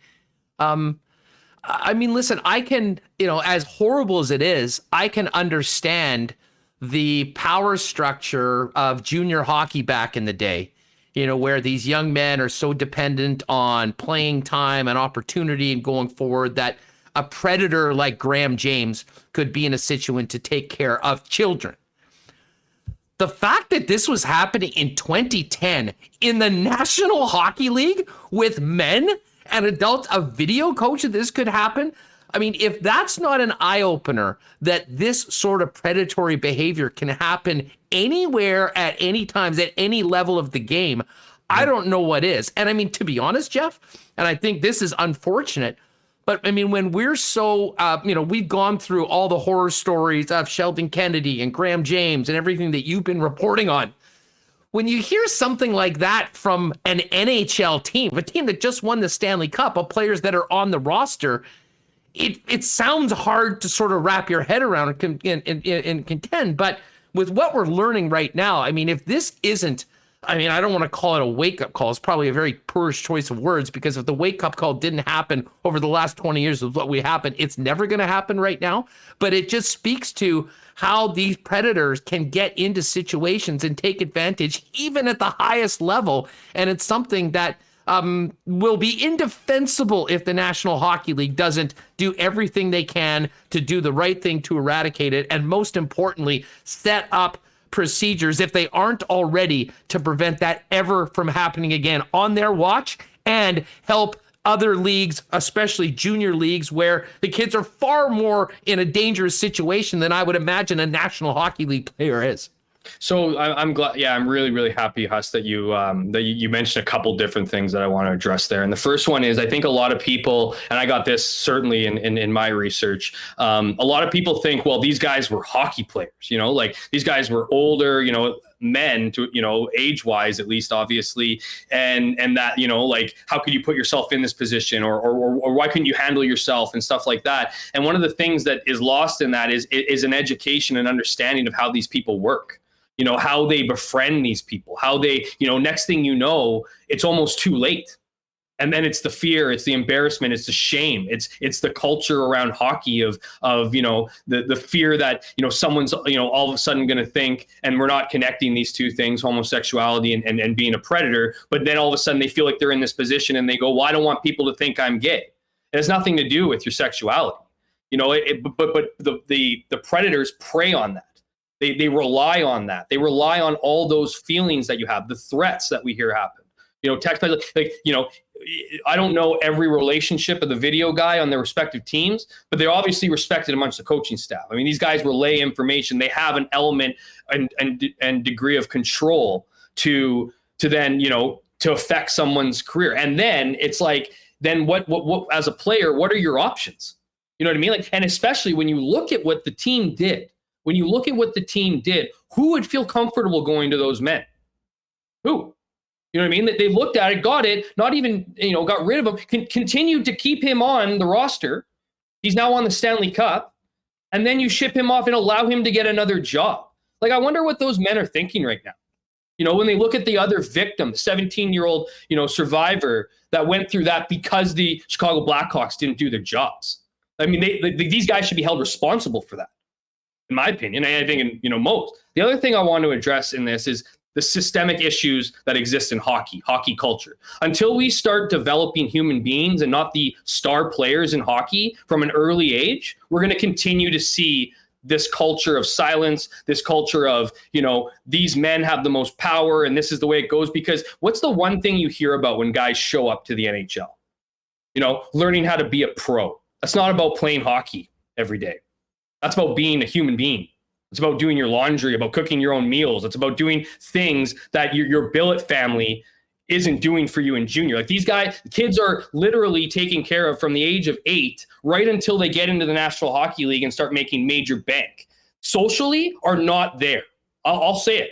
That's the way it is. I'm not saying every player is like that, but there's like the hockey culture. These guys have been pampered their entire lives, and all the money goes into creating these diamond in the roughs, these rare 1% of players who get all the advantages. And then when they get there, they don't know how to handle it all. And with the way the hockey, when I say systemic issues, I'm talking about the culture around hockey where competitive, there's a lot of traits, a lot of great things about the game, no doubt about it. Teamwork, all these things that you can get, integrity, character, all these things you learn with adversity and battling with team sports. But there's too much of an edge there on the most important people and not a look of everybody. Because I asked this question, I wonder how many people give everything to the game, and at the end of it, how much did they get out of it? It's a serious question I think a lot of people need to ask, and it's the reason why we're getting these reckonings 10 years later. And this is just like, I don't want to say the tip of the iceberg, but it kind of is. Because you're right, Huss, if this is happening at the National Hockey League level as early as 2010, how many other leagues is this happening in? The first thing, it's listen, it's a horrible story, and it's certainly one that's not going anywhere. Mark Lazarus is a great piece in The Athletic today, pretty thorough on it, which I'd suggest if you want more information to read. Rick Westhead's been reporting on this, and while the hockey world focuses on the Stanley Cup Final and what should be a very interesting, exciting offseason, this is unfortunately will be a story that will be continuing, and I have no idea how it's going to finish up, but I can tell you right now, both the Hawks organization and the National Hockey League are in a bad spot that is entirely of their own doing, because some people, and I'm not saying anyone in particular, didn't have the courage to stand up instead of just getting rid of a problem to handle it the way that it needs to be handled today in 2010, and it should have been for decades and years before. I'll say it, Huss, one guy, Paul Vincent, the rest didn't. So we know that we're named in that group. They're all responsible. Yeah. All right, Jeff Hamilton with us here. Let's finish off on a much more lighter note. CFL, sure. Green light. We got a season coming on. And, man, what do you... listen, I am so excited about the news that the Bombers have set out that they're going to try and fill the stadium with double vaccinated fans. I certainly personally don't have a problem with that. I got the shot. I know some people will. And whatever. I guess you got to make your own choices. But the fact that... we've come a long way in a short period of time. I was sort of hoping we might be able to get 50% for that August 5th game if things went going, and hoping on a full house for the Banjo Bowl. What do you make of what we've heard from the Bombers, their decision, and how different is that from what we're seeing around the Canadian Football League? I haven't heard full houses with vaccinated fans in a lot of other markets. Will other teams be following suit? Yeah, a lot different. And I think it really is the teams working with the provincial governments, as we've seen in Saskatchewan and in Alberta. It's kind of open, right? Open for business. They're going a lot off the first vaccination stats, right? It's not about being fully vaccinated. It's about getting your first and kind of that herd immunity. It's certainly a more cautious approach from Manitoba, but this has kind of been, if you followed my writings over the last little while here, this has kind of been slowly but surely coming. It's the reality is being double vaccinated eliminates a lot of problems, right? It eliminates the idea of having to necessarily, space people out at the games. Like there's a lot of health protocols that I don't want to say go completely out the window, but a lot of them kind of do, right? If you want to congregate around the rum hut, being double vaccinated and getting your vaccine passport, so 2 weeks after your second dose, permits you to do that. It also takes a lot of money away from having to pay for all the added bodies to make sure people are doing things. And it gives you the most amount of people, I think, in the stadium. So, the way I read it is, the Bombers are expecting a full house by August 5th. or at least permitted to have a full house by August 5th, so long as you're double vaccinated. And that's where we're headed here, right? I mean, that was a little bit of a precursor here. This is going to be the situation, at least to start the season.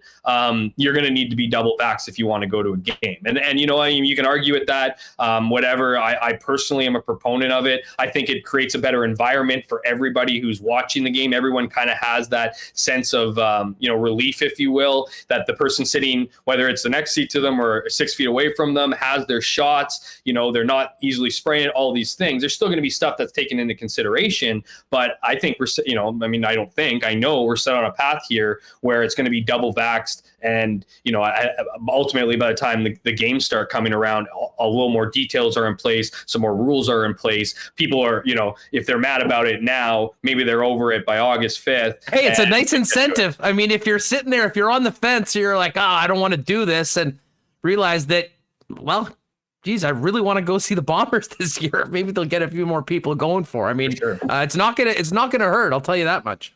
Yeah, no. And again, like it's one of those things where, I think the media is probably going to need to be the same thing. Like we're heading into an environment here that we want to open things up as much as possible. And ultimately that's the easiest and best route to get there. So to me, it kind of makes sense. And how about this? Is this controlled practice that the Bombers and Riders doing just basically another name for an exhibition game that they'll charge money, get fans in the seats, have tickets, and just basically makes it legal? I mean, it's a great idea for both teams, especially if you don't have any preseason football. I think teams like Winnipeg and Saskatchewan, I believe Calgary and Edmonton are going to do this. Probably a nice thing to have going into a very important game in a Grey Cup rematch without any live bullets up until that point on the schedule for either team.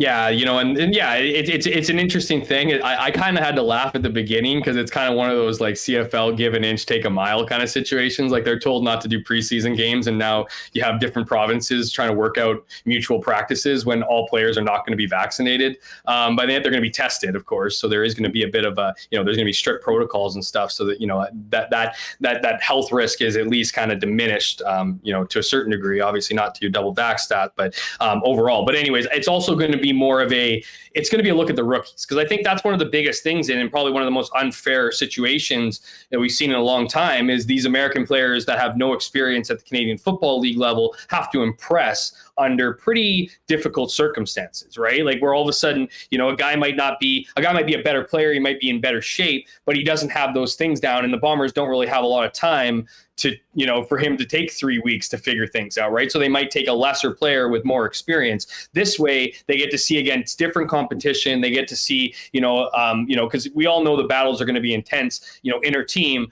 but they're not going to be intense as playing somebody else who's going to be on another team. So I think this is a real opportunity, and it's going to just be rookies. None of the, Zach Collaros and, Andrew Harris and those guys aren't going to Regina to play, or to practice and to scrimmage. It's not going to be a game. I think the closest thing you're going to get to a game is the 12-on-12 drills, which, mimics it, but they're not going to be going in there, bringing in referees and doing like these 4 quarters. So there's not going to be a line on this scrimmage or anything like that. I think it's going to be a lot of stop plays, a lot of practice kind of drills and stuff like that. So there's going to be a little bit, because they obviously want to see compete. It's an advantage to both sides, but obviously the other thing too is, they got to make money. And I think that's Saskatchewan's deal here. From what I understand, they're footing the bill. They're flying the Bombers in. They're selling tickets from what I imagine, because they need to, you can't say you lost $7 million and then, start doing these trips beforehand that are kind of like not useless, but don't replicate a preseason game that you'd get out of it. So obviously there's something in the mix there. There's a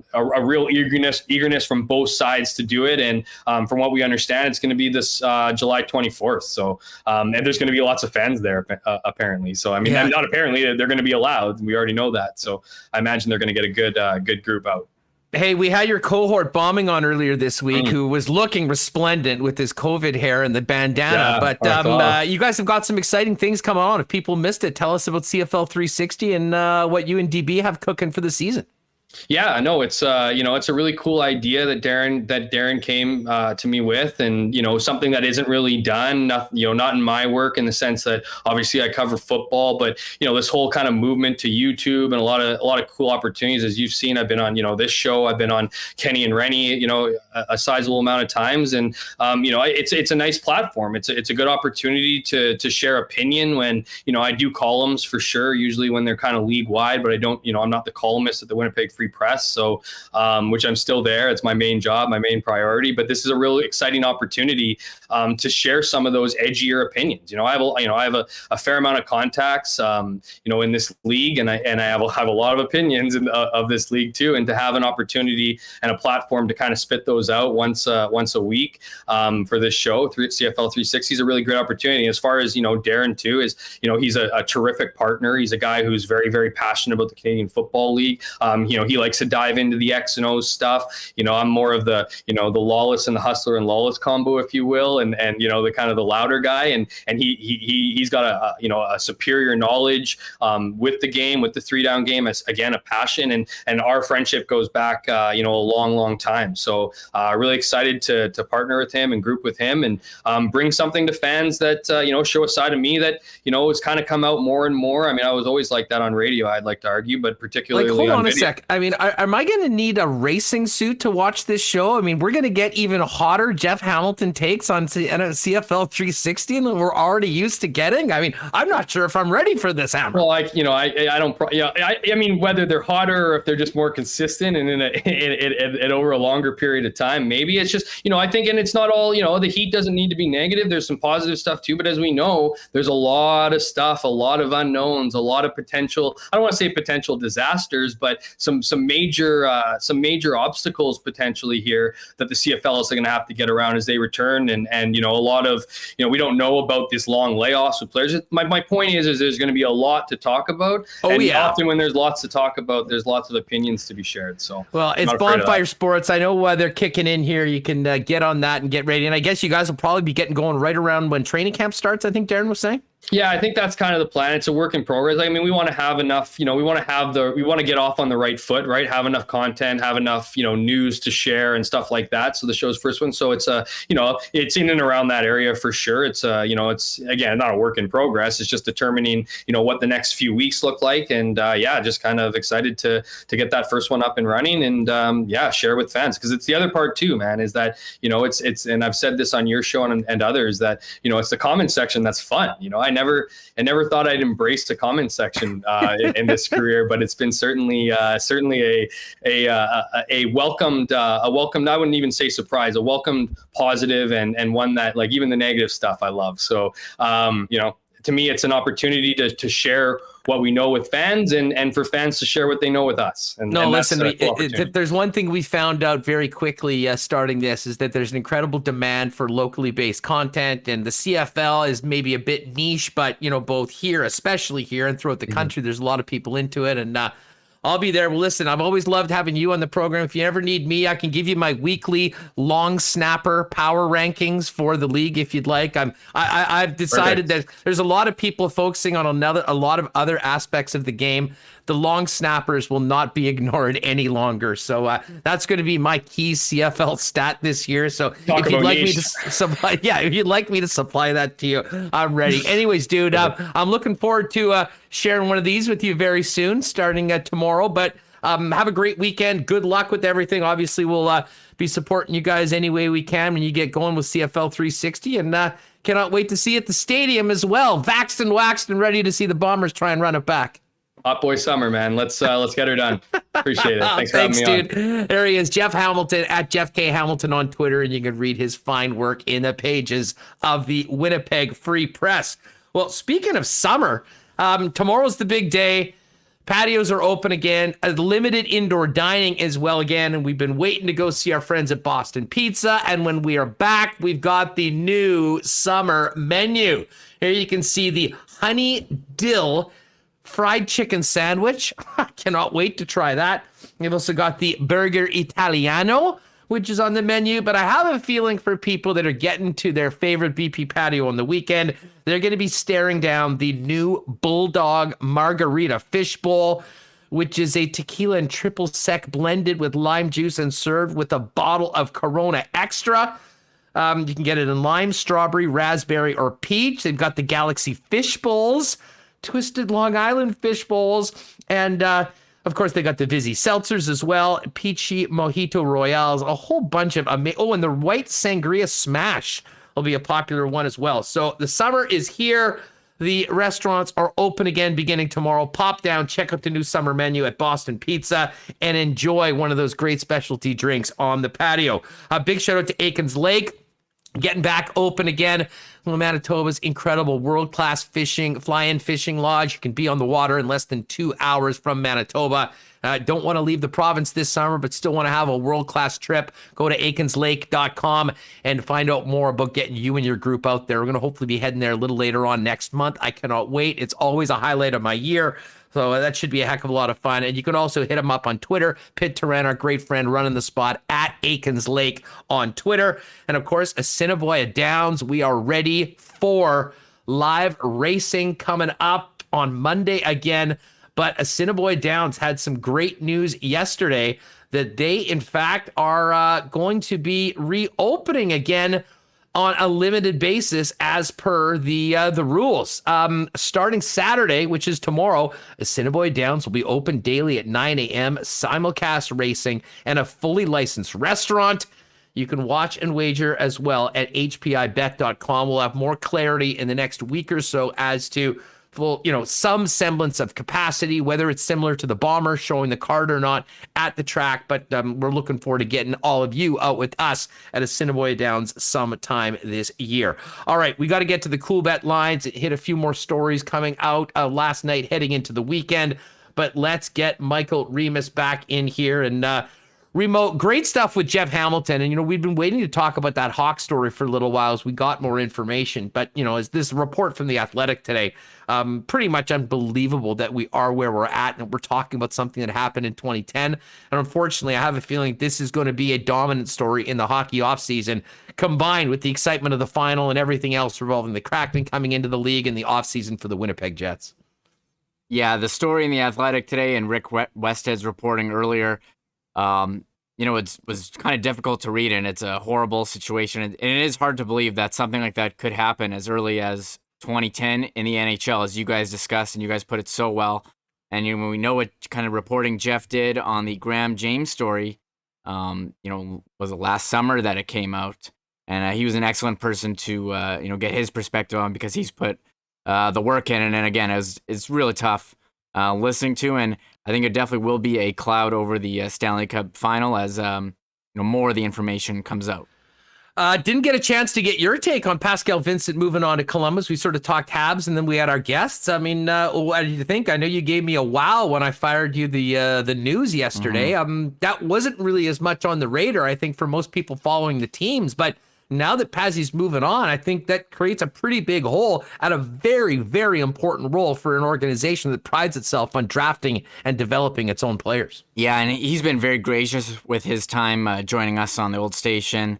Didn't have him on here, but I mean, he was always very nice and great to work with. And, he was the assistant coach with the Jets, went with the Moose, had a huge role, and was, good for him getting an opportunity in Columbus. He'll be coaching Jack Roslovic, who he coached, who did have some success with the Moose. Patrick Laine, a part of the Jets organization, but I don't think, he directly was with the Moose at the time. But, I mean, they're going to have to find a coach now for the Moose. I'm not really sure who the candidates are or who's available. But, a lot of Moose coaches have gone on to coach in the NHL, and I would think that it is a desirable job. So there'll definitely be changes with the Moose, who are having a great season. It is too bad they didn't have a Calder Cup playoffs there in the North Division. Yeah, it's a big loss for the organization, a loss for the city too. I mean, I got to tell you, we've had the opportunity to speak with, so many of the individuals within the organization over the years, and Pascal was one of the best. I mean, as far as giving, thoughtful, complete answers, always having time to join us, whether back in his, Jets days or especially as the head coach of the Manitoba Moose. And, you've heard how important he's been to the development of so many players. So big hole for the organization, but a great opportunity for Pascal Vincent at the same time.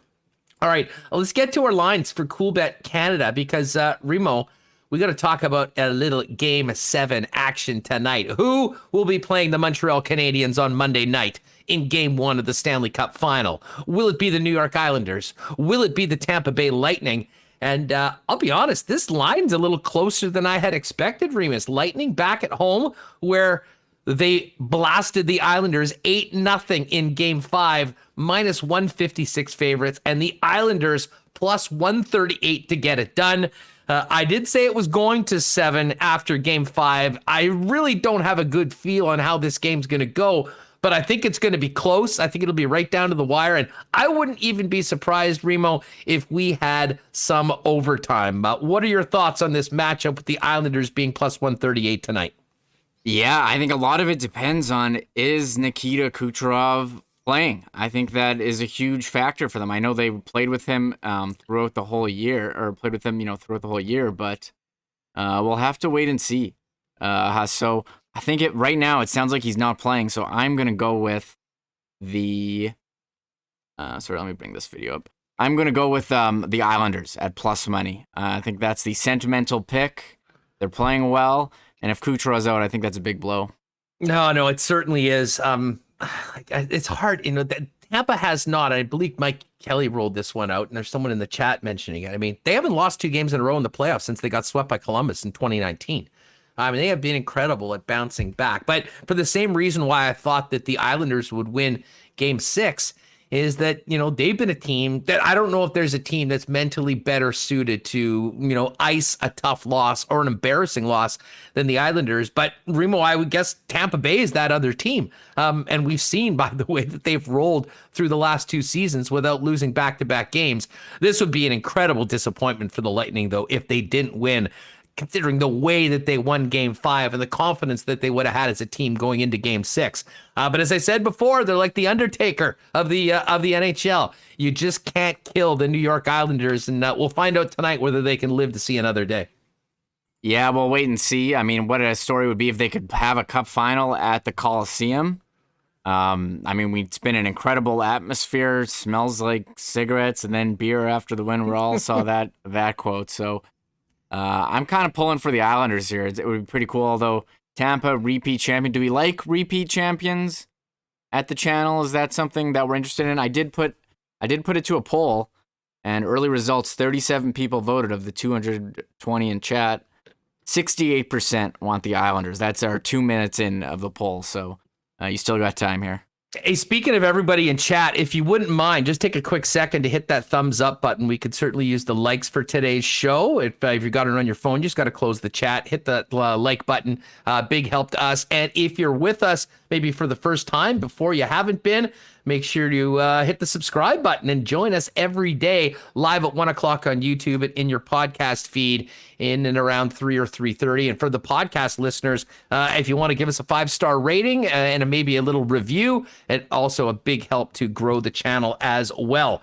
A couple other things on Coolbet that we wanted to get to. And by the way, I will plug this during the game tonight. We're going to roll it out. We just recorded it 9 p.m. our time. We'll get into the full weekend lock shop, talking about our best bets, a little bit of baseball, and a bunch of soccer, because, of course, the Euro round of 16 gets going tomorrow. 11 a.m., Wales and Denmark. Denmark, big favorite. These are all in the 3-way, so home, draw, away. Denmark in regulation is minus 110. And then Italy a little later on. That number's dropped. It was minus 200 earlier. We got Italy at minus 192. Games on Sunday, Netherlands minus 139 to win against the Czech Republic. And then Belgium and Portugal. Really looking forward to that one on Sunday. 2 p.m. start. Belgium, a slight favorite, plus 144. Draw, plus 217. And Portugal, plus 229. Other games, Monday, Croatia, Spain. France, Switzerland. And then Tuesday, the big one, 11 a.m., England and Germany. England, plus 166. Germany, plus 189. And the draw is plus 222. Sweden and Ukraine. Sweden, considerable favorite, plus 138 in that final game. You can also go down and check the outrights, latest odds to win the whole thing. France, plus 375.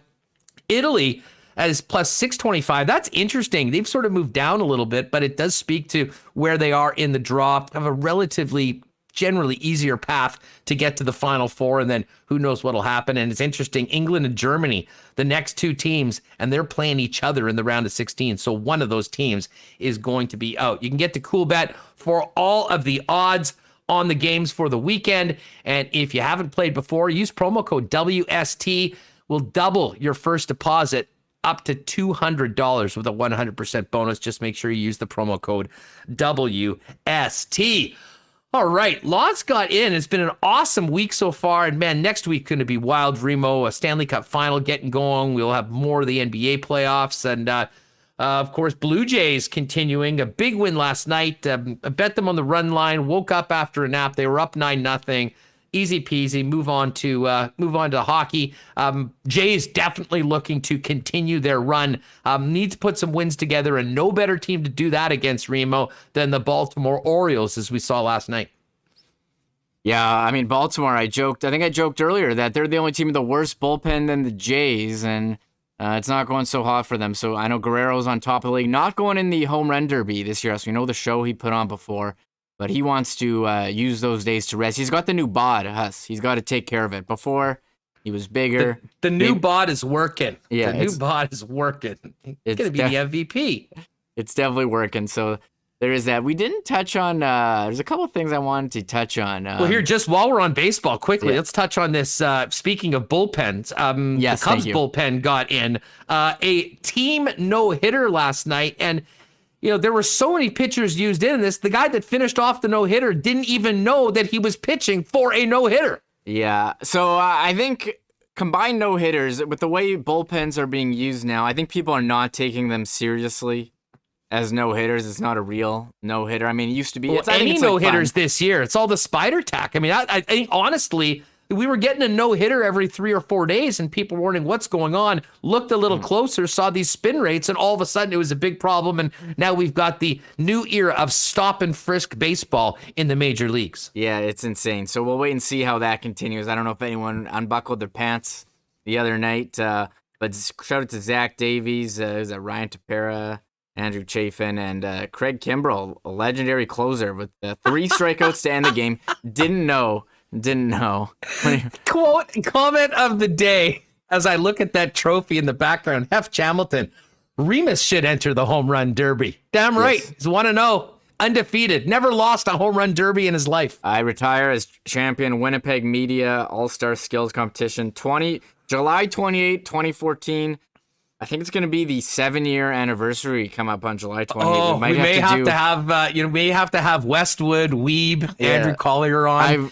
I dreamed a special show commemorating the home run derby in 2014. I'm all over that. I dreamed of doing a 30 for 30 on it, like the year after. Like I was like, we need some of that footage of when I beat Troy, former CFL kicker Troy Westwood in an athletic competition in front of thousands and thousands of fans at Shaw Park.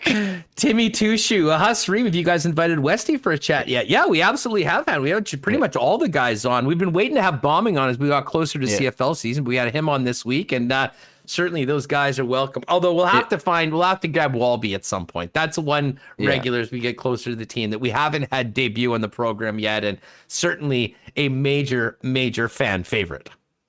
Yes, and when people were asking about Lawless in the chat, I know you wanted. We tried to get him on during the playoffs, but just the timing, because he's in Pacific time zone, the coach availability is always during when we're on. But now that Vegas is done, maybe we'll have some time. So we'll have to keep in touch. Gary, unless he will diva us, which he won't, we'll have plenty of time for us now that the team is out. We'll try and get something on a weekly or bi-weekly basis with the lawman coming and joining us on the program.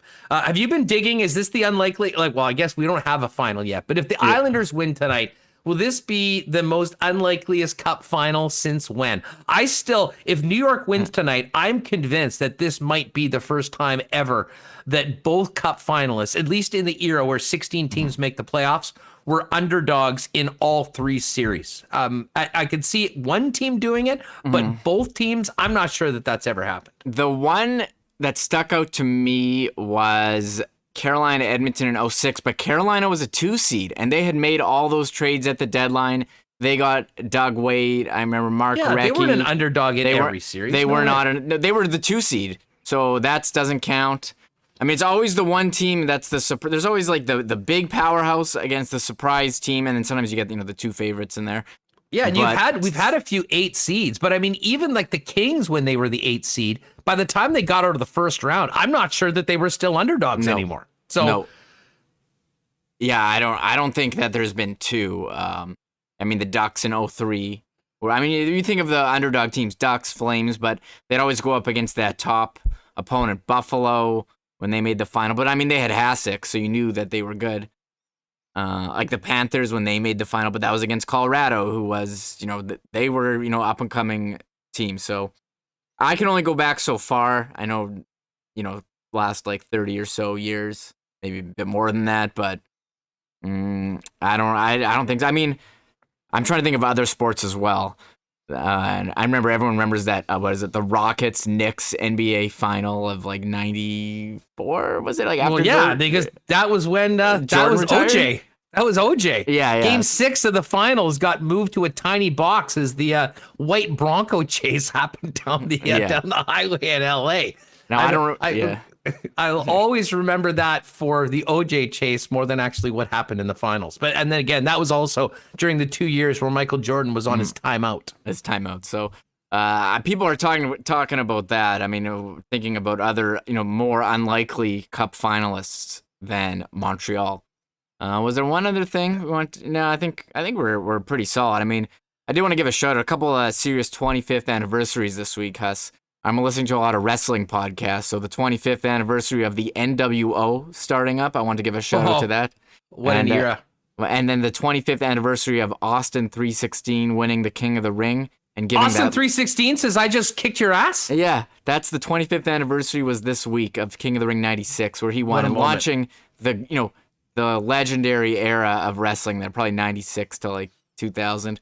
And 25th anniversary of the Nintendo 64 release. I don't know if you were a big fan of that, but that was also 1996. A lot of amazing games, and I have been seeing a lot of my Twitter timeline of a new Mario game.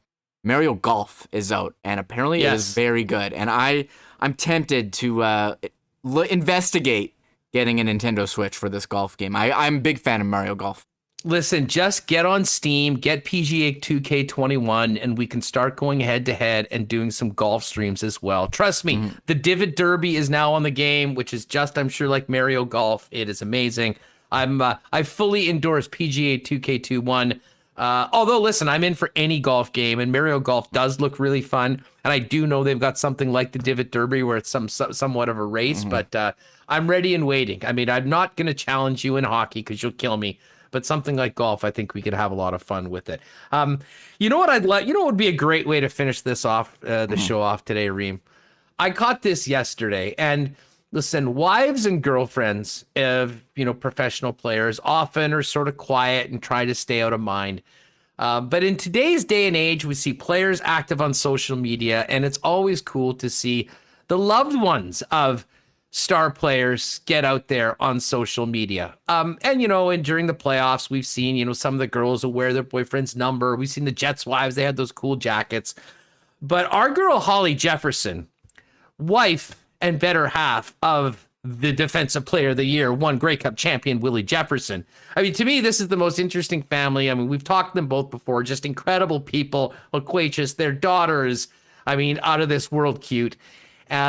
Holly Jefferson went on Twitter yesterday, and Remo, how do we describe this? This is both a love letter for her husband, but also, a borderline WWE style promo warning anybody else in the league if they dare anoint anybody else in the league as the best defensive player in 3-down football. So last week they announced that the 2021 CFL season is official. It's going to begin, okay? August 5th is going down. It's the Grey Cup rematch, first and foremost. But I hope y'all ready. I hear a lot of you other teams talk about y'all got the best defensive player, but you don't, baby. If his jersey don't say Willie Jefferson on it, like, what are you talking about? Y'all look really goofy out here. Who's Defensive Player of the Year? Who's the reigning Defensive Player of the Year? Willie Jefferson. Not for just Winnipeg, Manitoba, but for the entire country of Canada. Stop it. We ready for some football. We ready. That's the sack chef in there. I'm the chef that keep him that big, but that's the sack chef. The land shark. And y'all saying y'all got the best D. Get out of here. Stop it. All right. That is the best. That is absolutely the best. Holly, you are the queen. Willie is the king. And Remo, we got a couple great nicknames out of that as well, in addition to the great entertainment. The sack chef, the land shark. Trust me, I will be putting that into the bag of names for Willie Jefferson when we get going on this season. And Holly's fired up. Bomber fans are fired up. We got a season coming on, and that absolutely just made my day. And for folks out there looking for love, those are the couple goals you hear about. Holly and Willie, the king and queen of the Peg and Sac City. You think there's another better defensive lineman in the league than Willie Jefferson? No chance. That guy is enormous. He's been in studio with us. I think he had to bend down to walk through the door. So that was a solid promo. I was very into that. And tacos for our sandwiches. Can't wait for weather with Willie. We're working on that. We're going to try to get some game day forecasts for Willie coming up this season on Winnipeg Sports Talk. Should be a hell of a lot of fun. So Remo, what's going on for the weekend? What do you got a table reserved for noon tomorrow when everything opens up? Okay, 12:05 tonight. Backyard beers, 10 people. Large gathering. I'm probably gonna try to fit in Costco. They've got expanded capacity. But in all seriousness, Friday and Sunday I will be watching with my wife the U.S. women's gymnastics Olympic trials. We'll be watching the GOAT, Simone Biles. That is what is going on in my household. Tune in. If you're not watching the hockey, tune in tonight or Saturday or Sunday night on NBC. Probably now, Sunday do you have any intel on the Canadian gymnastics scene, or you just follow Simone Biles? My wife is all over it. She was looking at the team that got named last week for gymnastics. The one to watch I know is Ellie Black. She was the top one. And there was a girl from Brandon, actually, who was on the team last time, Isabella Anishko. If you want to have my wife to come in and break down gymnastics during the Olympics, she'd be gymnastics happy to do that. Insider, Leah D, absolutely listens to the podcasts. I'm plugged in when it comes to gymnastics. I can tell you that. I can't wait for some of our Olympic correspondents. That is a great idea. Yeah. Tell her she's booked, and we'll definitely make that happen. We're going to be talking about Simone Biles, I can tell you, next month. She is maybe the greatest athlete of any sport ever. Like, the level between her and the next person is a cavern. I mean, we talk about McDavid, but she is beyond elite. No, and you know what? She'll be, if she isn't already, she will be one of the most marketable athletes in the world by the time we get through Tokyo.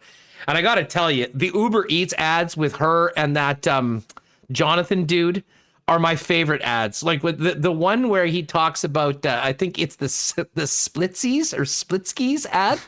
I lost it so much. I very rarely do I go and seek out an ad to watch it again on YouTube, but I did with that one. It's great stuff. Yeah, we will be talking Simone Biles and, of course, all Olympic stuff. And I'll tell you what, great way to end the week. It is official. Speaking of queens, we've got Holly and Willie in the football side of things, but when it comes to sports in this city, the queen is Des Scott, and she is going back to the Olympics as a member of Team Canada. And, there's a lot of things to look at in the Olympic Games overall. But I can tell you, after what our women have done the last two events, especially in London, maybe the thing that I am most excited about in all of the Olympics, I want to see Tyler Maslachuk go for the triathlon. But the women's soccer competition is going to be amazing, and our Canadian women's national team continues to make Canadians proud, and we'll see if they can get another medal when we get going. And, of course, Des still front and center as the destroyer in the Canadian midfield. Yeah, I remember just being so in on that 2012 women's soccer. It was amazing to watch. I enjoyed it much more than the men, the rivalry between Canada and the U.S. We will see what happens this year. I mean, I think they got 2 bronze in a row, Canada. So I will be tuned in. That'll be fun too. Cynthia, definitely. We put something out to Des. Now they're overseas training, I believe, right now. I sent her an email. They're in Spain, so I'm not sure if the timing will work out. But trust me, we will have Des on at some point as soon as we can get her, and we'll be cheering her and the girls on going forward. Great week of shows. I hope everyone's ready for the weekend, making some plans. Get out there, support our local restaurants. Of course, Boston Pizzas are all open with expanded patios. Our friends at Little Brown Jug have the tap room and the patio open. If you haven't been there on William Avenue, just a great spot with some amazing beers. Go check that out. And otherwise, Reem, we'll see who the Habs opponent is tonight after game number 7. Watch a little Euro soccer on the weekend and get back at it with the Cup Final beginning on Monday night. We'll tee it up on Monday's edition of Winnipeg Sports Talk. Yes, definitely. So yeah, I'll be tuned into that game tonight. And yes, go to your local restaurant. Don't go to any those national chains. Only go to don't local. use a gift card. Don't use a gift card either. Yeah. If you've got gift cards, what you want to do is save that for later and give your server a nice tip because they probably have been doing nothing for the last month. I've been holding on to some. I got some gift cards for like December 19 that I still haven't used because I just don't feel right about it. Yeah, no, exactly. Keep them in the pocket for a little while longer. But yeah, let's get out there. Little Brown Jug, BP, your local spot, and wherever you have. As I said, if they don't have Little Brown Jug, try that summer lager. It is amazing. But tap room's great. We're looking forward to getting out there. But all in all, it's been another great week. Thanks to everyone that's been with us. Hit that like button if you haven't already. We need to get a few more of those for today's show. And Cynthia Betancourt rocking in with the super chat. Forza Portugal. Big game for Portugal, Cynthia. They're going up against Belgium. Belgium was my pick at the beginning of the tournament, along with Germany. And they're a favorite right now, but man, Cristiano Ronaldo looks great. I've seen a lot of props that have Ronaldo as the top scorer in the tournament. So that should be a good one. That is going to be a 2:00 game on Sunday afternoon. Of course, TSN has all of those games. So, Cynthia, thank you very much for the super chat. Really do appreciate that. But yeah, folks, on the way out, hit that thumbs up button if you wouldn't mind. And if you haven't already, make sure you hit that red subscribe button. We'll be back on Monday with another edition of Winnipeg Sports Talk Daily. Thanks as well to PolicyMe.com. Don't procrastinate, folks. Get on that. Hit PolicyMe.com. Let them know you heard about them through the podcast. Royal Sports, Nick and Nikki DQ. It's definitely blizzard weather. I might have to get a cake for a little event tomorrow for a birthday of a family member. I think we know where to do that at DQ Manitoba. Little Brown Jug. Many will be going down this weekend, even on the golf course out at Breezy Bend. And don't forget, on Monday, we'll be launching a new social media contest for 3 days, giving away a great package from Little Brown Jug and Breezy Bend on Wednesday afternoon going into Canada Day. Shout out to Boston Pizza. We'll see you on the BP patio at some point this week, folks. Again, Little Brown Jug, Aikens Lake, Assiniboia Downs, back at it with live racing, but open tomorrow with the dining room as well. Can't wait for that. And we'll see when we get the VLTs and everything else open soon. But in the meantime, you can get out to Assiniboia Downs. But we'll have full fans, I would imagine, in the weeks to come. We'll have an update on that next week. And, of course, our picks for the duel at the Downs between myself and Michael Remis. All right, everyone, have a great day. I got to run. I'm on in Calgary in an hour. If you want more hockey talk, I'll be jumping on with Steinberg and the boys from 4 to 7 Winnipeg time. You can listen to that online. And Lock Shop, new Lock Shop tonight is at 9 o'clock. If you haven't already checked out the work I do with Dustin Nielsen, make sure to just go to where you get your podcast, punch in Lock Shop, or check it out on Twitter tonight. We'll stream that live at 9 p.m. For Michael Remis, I'm Andrew Paterson. Have a great reopening weekend, everybody. Thanks for being with us, and we'll see you on Monday right here on Winnipeg Sports Talk Daily. Oh, my God! Oh! Shut it down! Let's go home! Thanks for tuning in to Winnipeg Sports Talk Daily. Make sure to subscribe on YouTube and your favorite podcast feed at winnipegsportstalk.com.